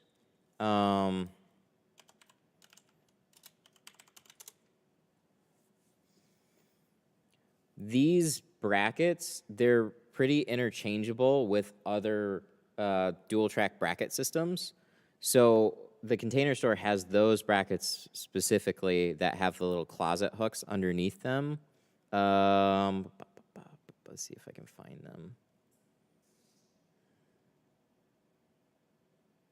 I forgot what they called it. I'll know it when I see it, though. I might have passed it. But essentially, it was a hook that slots in underneath that bracket. And then I have like the closet rod that goes across, and it's the perfect space for the carpet shield rolls. So the plastic rolls. It sticks out far enough away. It works really, really good. This is where I found them. I couldn't find these types of brackets anywhere else. I didn't look that hard, but like, yeah. I don't know. They should be there, unless they discontinued it. That would be a bummer. Did my 84 Nissan had some more dirt and dust? It had more dirt and dust than the ground. Yeah, that's the other thing. The older they get, the more dirt and dust that you're fighting against. And so you need to like, it's technically like the windows are similar size and everything. It's just more obstacles though. Have you ever used Global Window Films or Guari Sun Control? If so, any opinions? No, so Global, I'm kind of like, I've heard very good things about Global, never used Global long term, but yeah, Guari makes solid films. Guari makes films for a ton of people. You'll notice a lot of similarities between certain brands. Guari is a big source for people. I actually didn't know Sun Control was their brand, actually. I thought they were just some miscellaneous brand. But yeah, if that's true, that's like their actual... Okay, I gotta get off of here.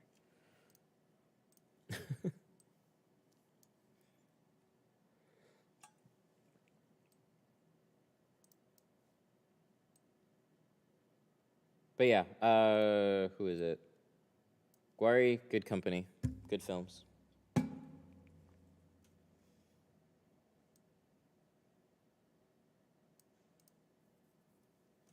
Alrighty, so we got to shout out some super chats. I forgot I never fixed the alert on my side.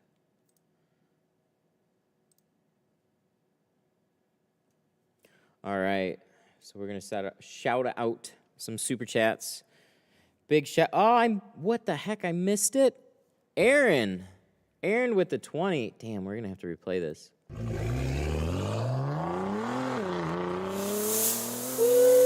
I am so sorry. I totally missed that one. The alert is not working on my side. Super chatted $20. So I didn't hear it actually go off. Oh, bum. Thank you. This is Aaron's truck right now. Thank you. I really, really appreciate that. Also, Ken, thank you, and Daniel Reyna, thank you so much. I appreciate the support. Hope you guys had fun today.